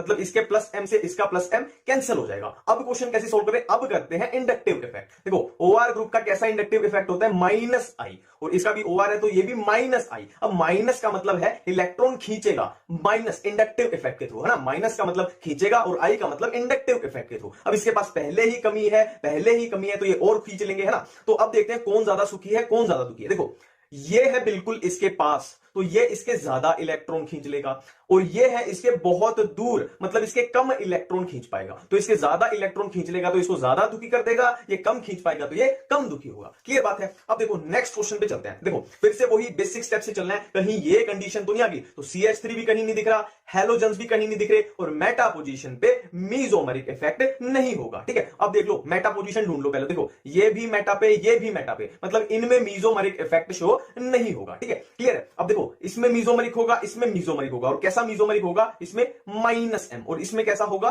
plus M, OR group का प्लस एम, ठीक है। अब स्टेबिलिटी देखनी है कार्बन अनायन की स्टेबिलिटी देखनी है, मतलब क्या है, इस कार्बन अनायन को सुखी होने के लिए चाहिए कि कोई इसके ये नेगेटिव चार्ज को खींच ले, ठीक है। अब देखो हमें इंडक्टिव पे जब तक नहीं जाना तब तक जरूरत ना पड़े। अब देखो ये माइनस एम के थ्रू इसके इलेक्ट्रॉन खींच रहा है, मतलब इसको सुखी कर रहा है, और ये देखो प्लस एम के थ्रू इसको इलेक्ट्रॉन दे रहा है, मतलब इसको दुखी कर रहा है, ठीक है। अब देखो मीजोमेरिक इफेक्ट जो होता है ना वो बहुत ज्यादा डोमिनेटिंग होता है इंडक्टिव पे, है ना, मतलब जहां पे ये आ जाएगा ना इसकी कोई औकात नहीं होती, है ना। तो पहला आंसर अपना क्या बन गया, देखो इससे इसको स्टेबिलिटी मिल रही है तो ये तो हो जाएगा सबसे ज्यादा स्टेबल, और ये इसको अनस्टेबल कर रहा है तो ये हो जाएगा सबसे कम स्टेबल। तो ये हमारा पहला आंसर आ गया मीजोमेरिक इफेक्ट से। अब देखो इन दोनों में कैसे डिसाइड करें, ना इसमें मीजोमेरिक है ना इसमें मीजोमेरिक है, तो हमें जाना पड़ेगा कहां, इंडक्टिव पे। ये कैसा इंडक्टिव लगाएगा, -i, और ये भी कैसा लगाएगा, -i, ठीक है। अब देखो -i का मतलब ये इसका ये चार्ज खींच रहे हैं, पर हमने इंडक्टिव इफेक्ट के ऑर्डर में किया था कि NO2 ग्रुप का जो इंडक्टिव इफेक्ट है वो ज्यादा होता है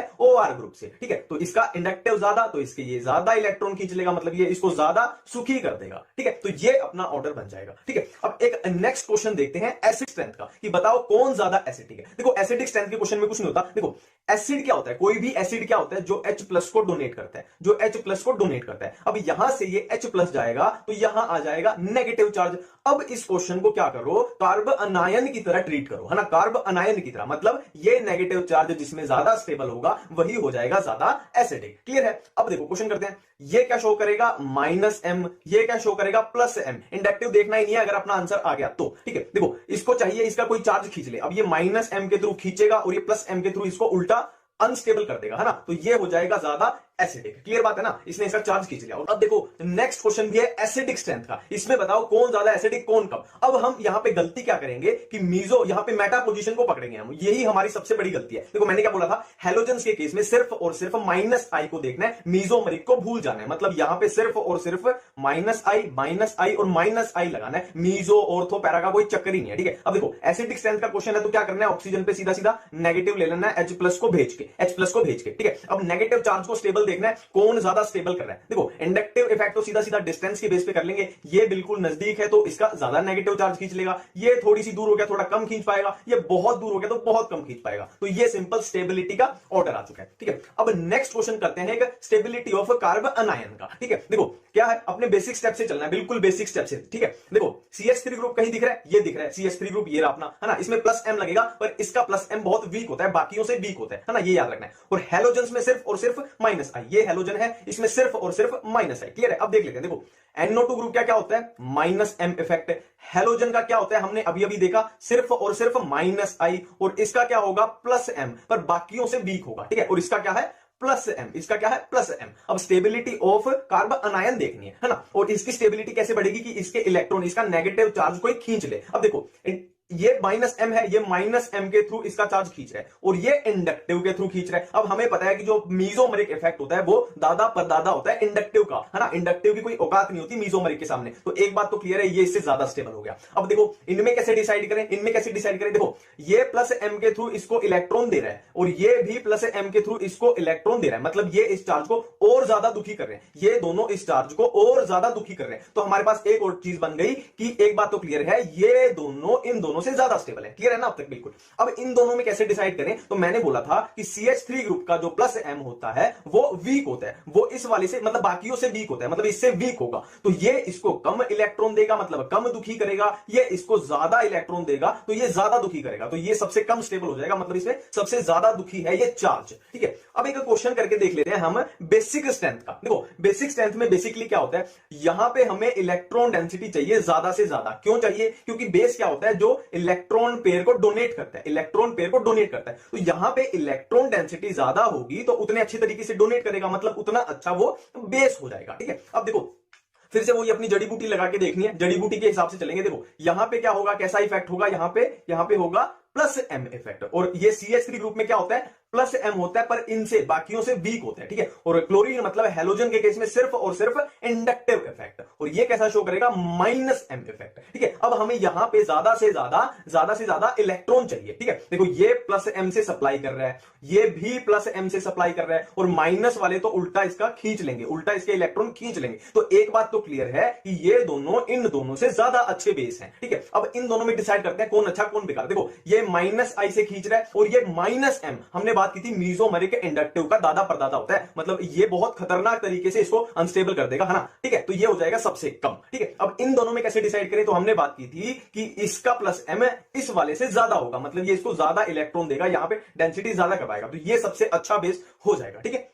अब देखो एसिडिक स्ट्रेंथ के क्वेश्चंस में कुछ चीजों से बच के रहना है, जैसे कि ऑर्थो इफेक्ट। ऑर्थो इफेक्ट किसमें होता है? बेंजोइक एसिड में। बेंजोइक एसिड क्या होता है? सिंपली बेंजीन रिंग पे आपको COOH ये वाला ग्रुप मिल जाए तो एसिडिक स्ट्रेंथ में चौकन्ने हो जाना है कि यहां पे ऑर्थो इफेक्ट है। ऑर्थो इफेक्ट में कुछ भी याद करने की जरूरत नहीं है, बस इतना याद रखना है। देखो ऑर्थो मतलब ऑर्थो पोजीशन सबसे ज्यादा स्टेबल है, ठीक है। देखो बेंजोइक एसिड में ऑर्थो पोजीशन पे कोई भी ग्रुप लगा हो, चाहे वो +M है या -M है, ऑर्थो पोजीशन वाला मेटा ये पैरा से ज्यादा स्टेबल होता है ना। कोई फर्क ही नहीं पड़ता यहां पे क्या ग्रुप है, ऑर्थो पे आ गया और ये COOH दिख गया, मतलब ऑर्थो वाला ज्यादा स्टेबल। यही है ऑर्थो इफेक्ट। अब देखो आपको एसिडिक स्ट्रेंथ के क्वेश्चन में एक और चीज से बचना है, वो क्या है? नाइट्रोफिनोल। देखो पहली चीज से बचना है ऑर्थो इफेक्ट और दूसरी चीज है नाइट्रोफिनोल। नाइट्रोफिनोल कैसा होता है? पहचानने का तरीका क्या है? देखो फिनोल क्या होता है? बेंजीन रिंग पे OH और नाइट्रो NO2 ग्रुप, सिंपल है। अब देखो इसकी अगर मैं बोल दूं एसिडिक स्ट्रेंथ निकालो और अगर हम बेसिक तरीके से निकालने गए तो क्या होगा? देखो सबसे ज्यादा एसिडिक ये वाला आएगा, दूसरे पे ये वाला आएगा और तीसरे पे ये वाला आएगा। मतलब इसके हिसाब से क्या ऑर्डर होना चाहिए? ऑर्थो सबसे ज्यादा, फिर क्या पैरा और फिर मेटा। पर असल में ऐसा होता नहीं है, हम एग्जाम में ये वाला करके आएंगे पर असल में ऐसा होता नहीं है, इससे बच के रहना है। होता क्या है? पोम याद रखना है, पोम, ठीक है। नाइट्रोफिनोल में पोम याद रखना है, सबसे ज्यादा पैरा होगा, फिर ऑर्थो, फिर मेटा, है ना। मैंने एसिडिक स्ट्रेंथ में दो चीजों से बचने को बोला है, एक है ऑर्थो इफेक्ट जिसमें COOH ग्रुप मिल जाए और एक है नाइट्रोफिनोल, इसमें पोम याद रखना है, पोम, ठीक है। अब देखिए मेरे प्यारे दोस्तों, मैं आपको एक बार चीजें रिमाइंड करा देता हूं। देखो हमने इलेक्ट्रॉनिक इफेक्ट्स में क्या क्या पढ़ा था? हमने पहले पढ़ा था इंडक्टिव इफेक्ट, फिर हमने क्या पढ़ा था? हाइपर कॉन्जुगेशन, फिर हमने रेजोनेंस को पढ़ा, फिर हमने मीजोमेरिक इफेक्ट को देखा, ठीक है। और ये बात हम बिल्कुल क्लियर कर चुके हैं, हाँ बिल्कुल आसानी से सीख चुके हैं कि मीजोमेरिक इफेक्ट का क्वेश्चन आते ही, है ना, उसको देखते ही पता लग जाएगा कि ये मीजोमेरिक इफेक्ट का क्वेश्चन है। तो यहां तो हमें कोई भी कंफ्यूजन, कोई भी दिक्कत नहीं आने वाली, ठीक है। तो बचे अपने पास कौन से? 3 बच गए अपने पास, inductive, hyper conjugation and resonance, ठीक है। अब देखो दुनिया का कोई भी क्वेश्चन आ जाए, दुनिया का कोई भी क्वेश्चन आ जाए स्टेबिलिटी को लेके, तो सिंपल सा फंडा याद रखना। तो जिंदगी में सिंपल सा फंडा याद रखना, सबसे पहले हमें रेजोनेंस चेक करनी है क्योंकि सबसे ज्यादा स्टेबिलिटी रेजोनेंस प्रोवाइड कराती है। फिर हमें हाइपर कॉन्जुगेशन चेक करनी है क्योंकि उससे कम स्टेबिलिटी ये वाली प्रोवाइड कराती है और सबसे कम स्टेबिलिटी इंडक्टिव इफेक्ट प्रोवाइड कराता है, ठीक है। एक बार फिर से इस चीज को हम दोहराएंगे, सबसे ज्यादा स्टेबिलिटी कौन प्रोवाइड कराएगी? रेजोनेंस, दूसरे नंबर पे हाइपर कॉन्जुगेशन, तीसरे नंबर पे इंडक्टिव इफेक्ट, ठीक है। तो अपना क्या बन गया? अपना ऑर्डर फिर से लिख लेता हूं मैं एक बार फिर से, आपको बार बार चीजें करेंगे, कोई टेंशन नहीं, मतलब सबसे ज्यादा क्या है? रेजोनेंस है, फिर क्या है? हाइपर कॉन्जुगेशन है, फिर क्या है? इंडक्टिव इफेक्ट है, ठीक है। और इस चीज का इस्तेमाल करते हुए हम अपने प्रश्नों की तरफ, है ना, क्वेश्चंस की तरफ बढ़ रहे हैं, है ना। मैं थोड़े से पहले आपको नॉर्मल क्वेश्चन दूंगा, फिर हम PYQ भी उसमें करेंगे, ठीक है। तो ये है अपना पहला क्वेश्चन, इसमें हमें बताना है कि इन दोनों कार्ब अनायन में से कौन सा ज्यादा स्टेबल है, ठीक है। तो वही अपना रूल याद रखना है कि सबसे ज्यादा स्टेबिलिटी रेजोनेंस के पास, उससे कम हाइपर कॉन्जुगेशन, उससे कम इंडक्टिव इफेक्ट, ठीक है। अब देखो क्वेश्चन देखते ही ना आपको पता चल जाएगा कि उसमें रेजोनेंस का लेना देना है या फिर इंडक्टिव इफेक्ट का लेना देना है, ठीक है। देखो जैसे इसमें हमें सीधा दिखाई दे रहा है कि फ्लोरीन लगा है, यानी माइनस इंडक्टिव इफेक्ट का अपने पास ग्रुप लगा हुआ है, मतलब यहाँ पे वो इंडक्टिव इफेक्ट का पूछना चाहता है अपने से। और यहाँ की बात करें तो यहाँ देखो डबल बॉन्ड है और एक चार्ज है, यानी वो रेजोनेंस का लेना देना पूछना चाहता है, ठीक है। तो सबसे पहले तो इसमें चेक करनी पड़ेगी हमें रेजोनेंस प्रेजेंट है या नहीं है। तो देखो रेजोनेंस, देखो आपको पिछला, है ना, पुराना देखना पड़ेगा, नहीं तो कुछ भी समझ नहीं आएगा, है ना। मैं आगे आपको रेजोनेंस भी बताऊंगा, हाइपर कॉन्जुगेशन भी। तो पुराना जो भी हम कर चुके हैं कि रेजोनेंस कैसे होती है, हाइपर कॉन्जुगेशन कैसे होती है, वो आपको पूरा देखना पड़ेगा, तभी ये समझ में आएगा। जैसे हमने रेजोनेंस के लिए देखा था कि रेजोनेंस के लिए क्या रूल होता है? A double bond B single bond C, और C के ऊपर पॉजिटिव चार्ज हो सकता है, नेगेटिव चार्ज हो सकता है, फ्री रेडिकल हो सकता है या फिर लोन पेयर हो सकता है। तो यहां पे एक कंडीशन देख लेते हैं। देखो A double bond B single bond C के ऊपर नेगेटिव चार्ज, यानी क्या है? इसमें रेजोनेंस जो है वो प्रेजेंट है। और इसमें रेजोनेंस देखो डबल बॉन्ड ही नहीं दिखाई दे रहा कहीं पे, तो मतलब रेजोनेंस तो इसमें नहीं है, है ना, नहीं है। तो यहां पे बिल्कुल आसानी से पता चल गया, देखो रेजोनेंस वाला सबसे ज्यादा स्टेबल है, तो इसमें रेजोनेंस है तो ये ज्यादा स्टेबल हो जाएगा, ठीक है। बिल्कुल सिंपल है। अब चलते हैं अपने नेक्स्ट क्वेश्चन पे। इसमें पूछा है कि स्टेबिलिटी पूछी है किसकी? कार्बोकटायन की स्टेबिलिटी अपने से पूछी है, कार्बोकटायन की स्टेबिलिटी, ठीक है। तो वही अपना रूल क्या है? सबसे ज्यादा स्टेबल रेजोनेंस है, फिर क्या है? हाइपर कॉन्जुगेशन है, फिर क्या है? इंडक्टिव इफेक्ट है। ठीक है, तो यहां पे देख लो, पहले इसमें चेक कर लेते हैं कि रेजोनेंस है या नहीं है। पहले इसमें चेक कर लेते हैं रेजोनेंस है या नहीं है। देखो A double bond B single bond C और सी के ऊपर पॉजिटिव चार्ज, मतलब इसमें रेजोनेंस प्रेजेंट है। और इसकी बात करें यहां पे डबल बॉन्ड ही नहीं दिखाई दे रहा, मतलब रेजोनेंस एब्सेंट है। तो सिर्फ रेजोनेंस के बेस पे ही हमने पता लगा लिया ना, इनके बारे में हमें सोचना ही नहीं है। रेजोनेंस है मतलब ये ज्यादा स्टेबल है। ठीक है, बिल्कुल सिंपल है। आगे बढ़ते हैं, अब आगे बढ़ते हैं अपने नेक्स्ट क्वेश्चन की तरफ। इसमें पूछा है कार्ब अनायन की स्टेबिलिटी पूछी है अपने से, कार्ब अनायन की स्टेबिलिटी पूछी है। ठीक है, तो वही रूल है कि सबसे ज्यादा स्टेबल होगी रेजोनेंस, फिर हाइपर कॉन्जुगेशन, फिर इंडक्टिव इफेक्ट। तो पहले चेक करते हैं भाई रेजोनेंस प्रेजेंट है या नहीं है। पहले इसमें चेक करते हैं। देखो ए यहाँ पे कार्बन है ना, ए डबल बॉन्ड ये बी, ये वाला कार्बन बी, फिर सिंगल बॉन्ड सी, सी के ऊपर नेगेटिव चार्ज यानी रेजोनेंस इसमें प्रेजेंट है। इसकी बात करें तो A double bond B single bond C, C के ऊपर नेगेटिव चार्ज यानी रेजोनेंस इसमें भी प्रेजेंट है। अब यहां पे एक बहुत बड़ा सवाल खड़ा हो गया कि इसमें भी रेजोनेंस है, इसमें भी रेजोनेंस है। अब क्या करें, स्टेबिलिटी कैसे चेक करें। अब हम देखेंगे कि किसमें रेजोनेंस ज्यादा है, किसमें रेजोनेंस ज्यादा है। तो सिंपल है, अपनी ट्रेन देख लेते हैं। ट्रेन कौन सी, देखो double bond single bond, double bond single bond, double bond single bond, मतलब इस चार्ज को क्या है, रेजोनेंस के लिए पूरी ट्रेन मिल रही है। देखो कितने सारे कार्बन पे से ये घूम रहा है। इधर बात करें तो सिर्फ 3 ही कार्बन है, मतलब ये यहां यहां यहां यहां है ना, तो टोटल कार्बन ही काउंट कर लो। यहां 3 कार्बन है, ट्रेन कितनी है, 3 कार्बन की है। यहां ट्रेन कितने सारे कार्बन की है, मतलब इसमें रेजोनेंस की अमाउंट ज्यादा है। मतलब क्या है, रेजोनेंस इसमें ज्यादा है, तो इसमें स्टेबिलिटी भी ज्यादा हो जाएगी। ठीक है, जिसने पुराना देखा हुआ है वही ये कर पाएगा ना, रेजोनेंस कैसे हमने ज्यादा कम बता दी, किसमें रेजोनेंस प्रेजेंट है किसमें नहीं है। ठीक है, अब हम कर रहे हैं पीवाईक्यू कर रहे हैं। अब हम पीवाईक्यू करने वाले हैं। देखो ये नीट 2020 में ये क्वेश्चन पूछा गया था कि देखो इसमें क्या पूछा गया कि ये वाला कार्बोकटायन जो है वो इससे ज्यादा स्टेबल है। ठीक है, इसमें हमसे क्या पूछा गया, ये वाला कार्बोकटायन इससे ज्यादा स्टेबल है, तो उसका रीजन पूछा है। उसका क्या पूछा है हमसे, रीजन पूछा है। देखो हमारे पास फिर से वो ये 3 चीजें आएंगी, inductive effect, hyper conjugation, resonance. अब इंडक्टिव इफेक्ट में तो क्या होता है, हमें कोई ग्रुप दिखाई देता है ना, जैसे -I ग्रुप या फिर +I ग्रुप है ना, फ्लोरीन दिखाई देगा, NO2 ग्रुप दिखाई देगा। तो वैसा वैसा तो यहाँ पे नहीं दिखाई दे रहा। देखो हर क्वेश्चन को ऐसे ही टैकल करना है, अलग से आपको पता ही लग जाएगा है ना। तो कोई ग्रुप नहीं दिखाई दे रहा तो इंडक्टिव इफेक्ट का तो यहाँ लेना देना नहीं है। बेसिकली रेजोनेंस की जब वो बात करेंगे ना, तो कहीं ना कहीं आपको डबल बॉन्ड देखने को मिलेगा ना, बेंजीन रिंग पे ज्यादातर क्वेश्चन होंगे और डबल बॉन्ड देखने को मिलेगा। तो यहाँ पे वो डबल बॉन्ड भी अपने को देखने को नहीं मिल रहा, तो रेजोनेंस का भी ये क्वेश्चन नहीं है। तो क्वेश्चन किसका बनता है, ये हाइपर कॉन्जुगेशन का। और हाइपर कॉन्जुगेशन का मैं आपको बता दूं, देखो हाइपर कॉन्जुगेशन के लिए बेसिकली 3 कंडीशन थी। हाइपर कॉन्जुगेशन के लिए हम कर चुके हैं पहले ये 3 कंडीशन रिक्वायरमेंट है ना, जो रिक्वायरमेंट बोलते हैं ना कि ये 3 कंडीशन पूरी होंगी तभी किसी कंपाउंड में हाइपर कॉन्जुगेशन प्रेजेंट होती है। ठीक है, तो वो 3 रिक्वायरमेंट क्या थी। पहली रिक्वायरमेंट थी कि या तो फ्री रेडिकल होना चाहिए, या कार्बोकटायन होना चाहिए, या एल्कीन होना चाहिए। पहली रिक्वायरमेंट ये अगर पूरी हो गई, फिर हम दूसरी रिक्वायरमेंट चेक करेंगे कि जो अल्फा कार्बन होता है, जो अल्फा कार्बन होता है उसकी हाइब्रिडाइजेशन कितनी होनी चाहिए, sp3 होनी चाहिए। ये है दूसरी रिक्वायरमेंट। ये भी अगर पूरी हो गई तो क्या है, जो अल्फा कार्बन से हाइड्रोजन जुड़े होंगे वो क्या होते हैं, अल्फा हाइड्रोजन। तो एटलीस्ट एक अल्फा हाइड्रोजन तो प्रेजेंट होना ही चाहिए, ये रिक्वायरमेंट।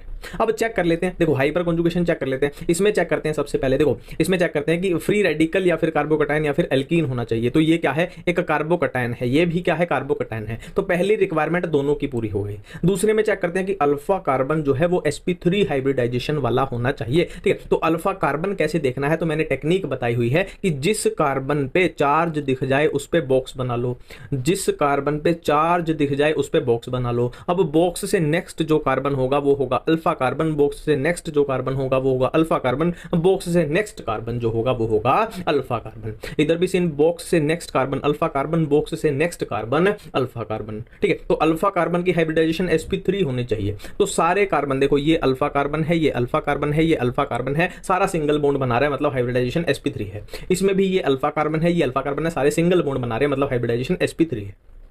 अब बात करते हैं अल्फा हाइड्रोजन प्रेजेंट होने चाहिए। तो अल्फा हाइड्रोजन कौन से होते हैं, ऐसे हाइड्रोजन जो किसी अल्फा कार्बन से अटैच हैं। ये अल्फा हाइड्रोजन है, ये अल्फा हाइड्रोजन है। इसमें बात करें ये अल्फा हाइड्रोजन है, अल्फा हाइड्रोजन है, मतलब क्या है, हाइपर कॉन्जुगेशन तो दोनों में ही प्रेजेंट है, इसमें भी प्रेजेंट है, इसमें भी प्रेजेंट है। अब स्टेबिलिटी का बेसिस कैसे देखेंगे कि देखो स्टेबिलिटी किसकी ज्यादा होगी, जिसमें अल्फा हाइड्रोजन ज्यादा होंगे। ठीक है, जितने ज्यादा अल्फा हाइड्रोजन होंगे उतनी ज्यादा स्टेबिलिटी होगी। इसमें अल्फा हाइड्रोजन काउंट कर लो, 3 + 3 + 3 कितने हो गए, इसमें 9 अल्फा हाइड्रोजन हुए। जबकि इसकी बात करें तो 3 + 2 यानी इसमें 5 अल्फा हाइड्रोजन है। तो इसमें अल्फा हाइड्रोजन ज्यादा है, तो इसमें क्या है, ऑटोमेटिकली स्टेबिलिटी ज्यादा हो जाएगी। ठीक है, सिंपल है। नेक्स्ट क्वेश्चन पे चलते हैं। नीट 2019 का ये क्वेश्चन है, मोस्ट स्टेबल कार्बोकटायन। ठीक है। तो अपने पास चीजें ही तीन है, इंडक्टिव इफेक्ट है, हाइपर कंजुगेशन है, रेजोनेंस है। और मैंने बोला है कि इंडक्टिव इफेक्ट का क्वेश्चन होगा ना तो उसमें आपको ग्रुप दिखाई देगा, कोई -I ग्रुप या फिर +I ग्रुप है ना, कहीं फ्लोरीन होगा, NO2 होगा, ऐसा ऐसा कुछ दिखाई पड़ेगा। पर यहाँ पे कोई भी ग्रुप नहीं दिखाई दे रहा, मतलब इंडक्टिव इफेक्ट तो वो नहीं पूछना चाह रहे। रेजोनेंस में क्या होगा, कहीं आपको बेंजीन रिंग या फिर डबल बॉन्ड ऐसा ऐसा कुछ दिखाई देगा, मतलब रेजोनेंस का भी क्वेश्चन ये नहीं पूछना चाह रहे, हाइपर कंजुगेशन का क्वेश्चन पूछना चाह रहे, हाइपर कंजुगेशन का।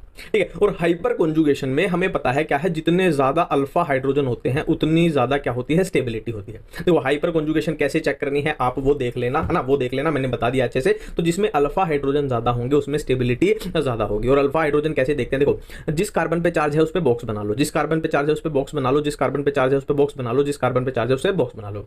अब बॉक्स से नेक्स्ट कार्बन क्या है, अल्फा कार्बन, ये भी अल्फा कार्बन, ये भी अल्फा कार्बन, अल्फा कार्बन, ये अल्फा कार्बन, ये अल्फा कार्बन, ये अल्फा कार्बन।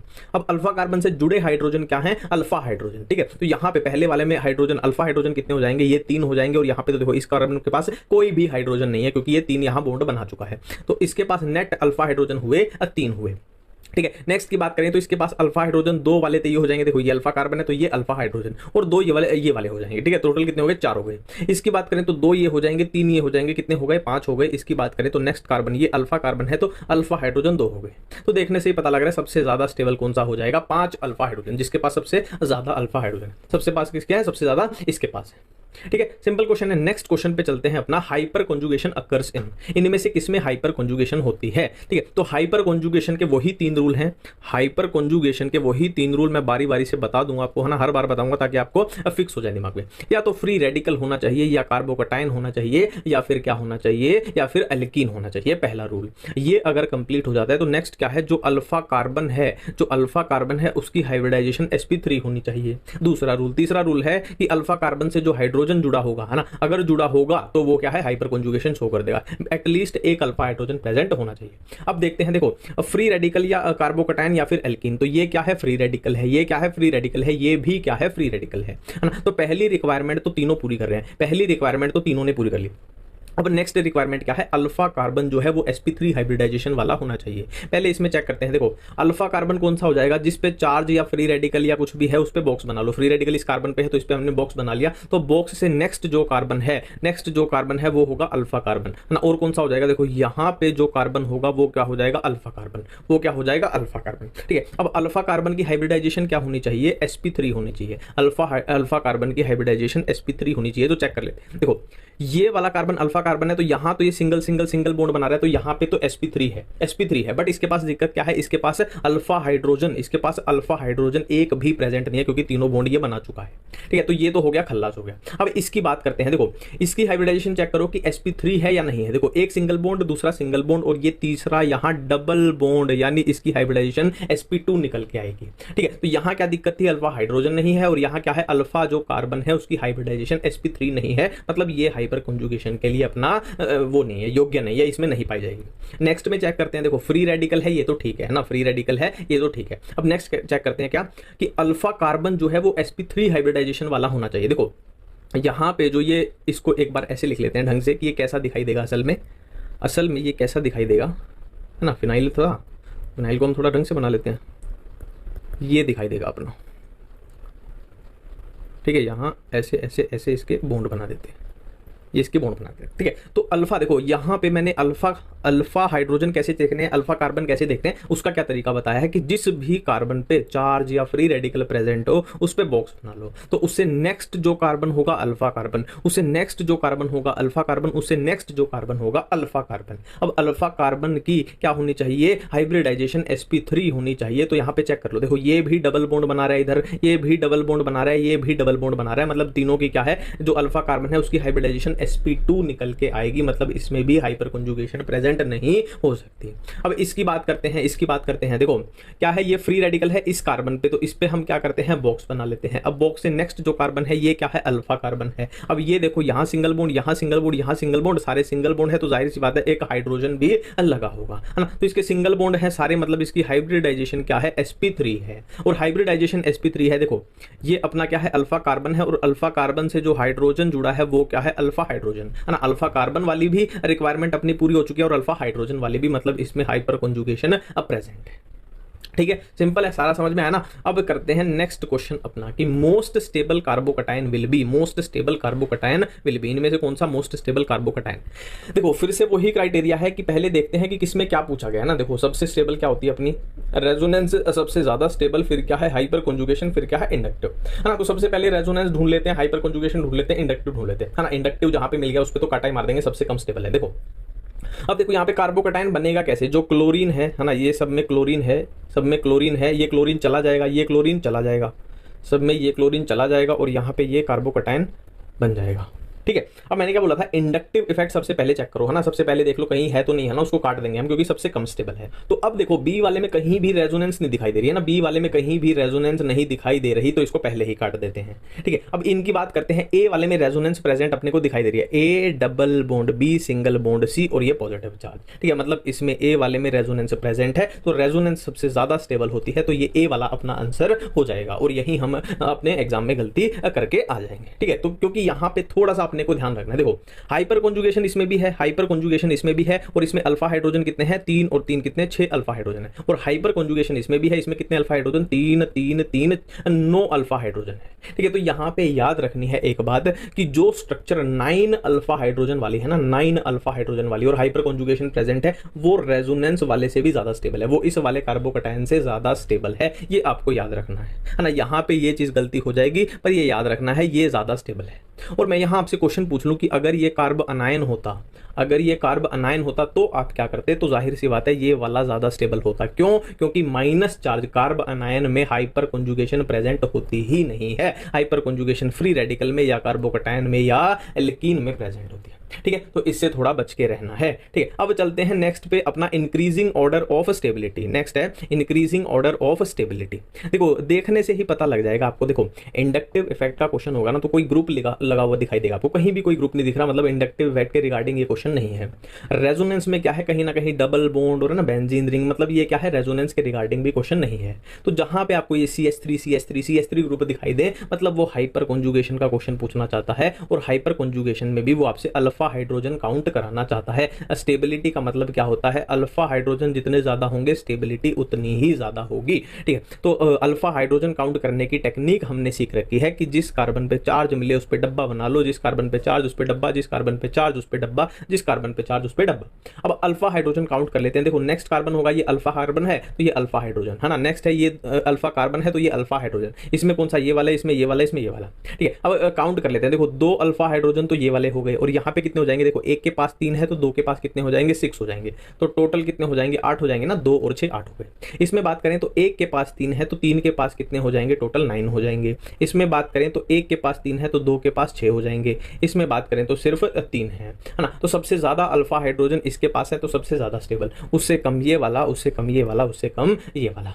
ठीक है, अब चलते हैं अपने नेक्स्ट क्वेश्चन पे। नेक्स्ट क्वेश्चन में पूछा है मोस्ट स्टेबल कार्बोकटायन। ठीक है, फिर से वही टेक्निक, देखो इंडक्टिव इफेक्ट के क्वेश्चन में अपने को कोई ग्रुप लगा हुआ दिखाई देगा, -i का +i का, मतलब ये इंडक्टिव इफेक्ट का क्वेश्चन अपने से नहीं पूछना चाह रहा है। ठीक है, और रेजोनेंस वाले में क्या होगा, डबल बॉन्ड बेंजीन रिंग, इस टाइप से अपने को दिखाई देगा, मतलब रेजोनेंस का भी क्वेश्चन अपने से नहीं पूछना चाह रहा है। मतलब क्वेश्चन क्या पूछना चाह रहा है, हाइपर कॉन्जुगेशन का, और हाइपर कॉन्जुगेशन में भी वो हमसे अल्फा हाइड्रोजन काउंट कराना चाहते हैं। और अल्फा हाइड्रोजन का फंडा क्या होता है, स्टेबल पूछा ना, तो अल्फा हाइड्रोजन क्या होता है, स्टेबिलिटी उतनी ही ज्यादा होगी जितने अल्फा हाइड्रोजन ज्यादा होंगे। ठीक है, तो अल्फा हाइड्रोजन काउंट करने की टेक्निक अपने को आती है, जिस पे चार्ज है उस पे बॉक्स बना लो, जिस पे चार्ज है उस पे बॉक्स बना लो, जिस पे चार्ज उस पे बॉक्स बना लो, जिस पे चार्ज है उस पे अब बॉक्स बना लो। देखने से ही पता लग रहा है इसके पास 3 3 3, मतलब 9 अल्फा हाइड्रोजन, इसके पास 3 हो जाएंगे, इसके पास कितने हो जाएंगे, 6 हो जाएंगे, इसके पास तो है ही नहीं। तो 9 अल्फा हाइड्रोजन मतलब सबसे ज्यादा है, तो सबसे स्टेबल कौन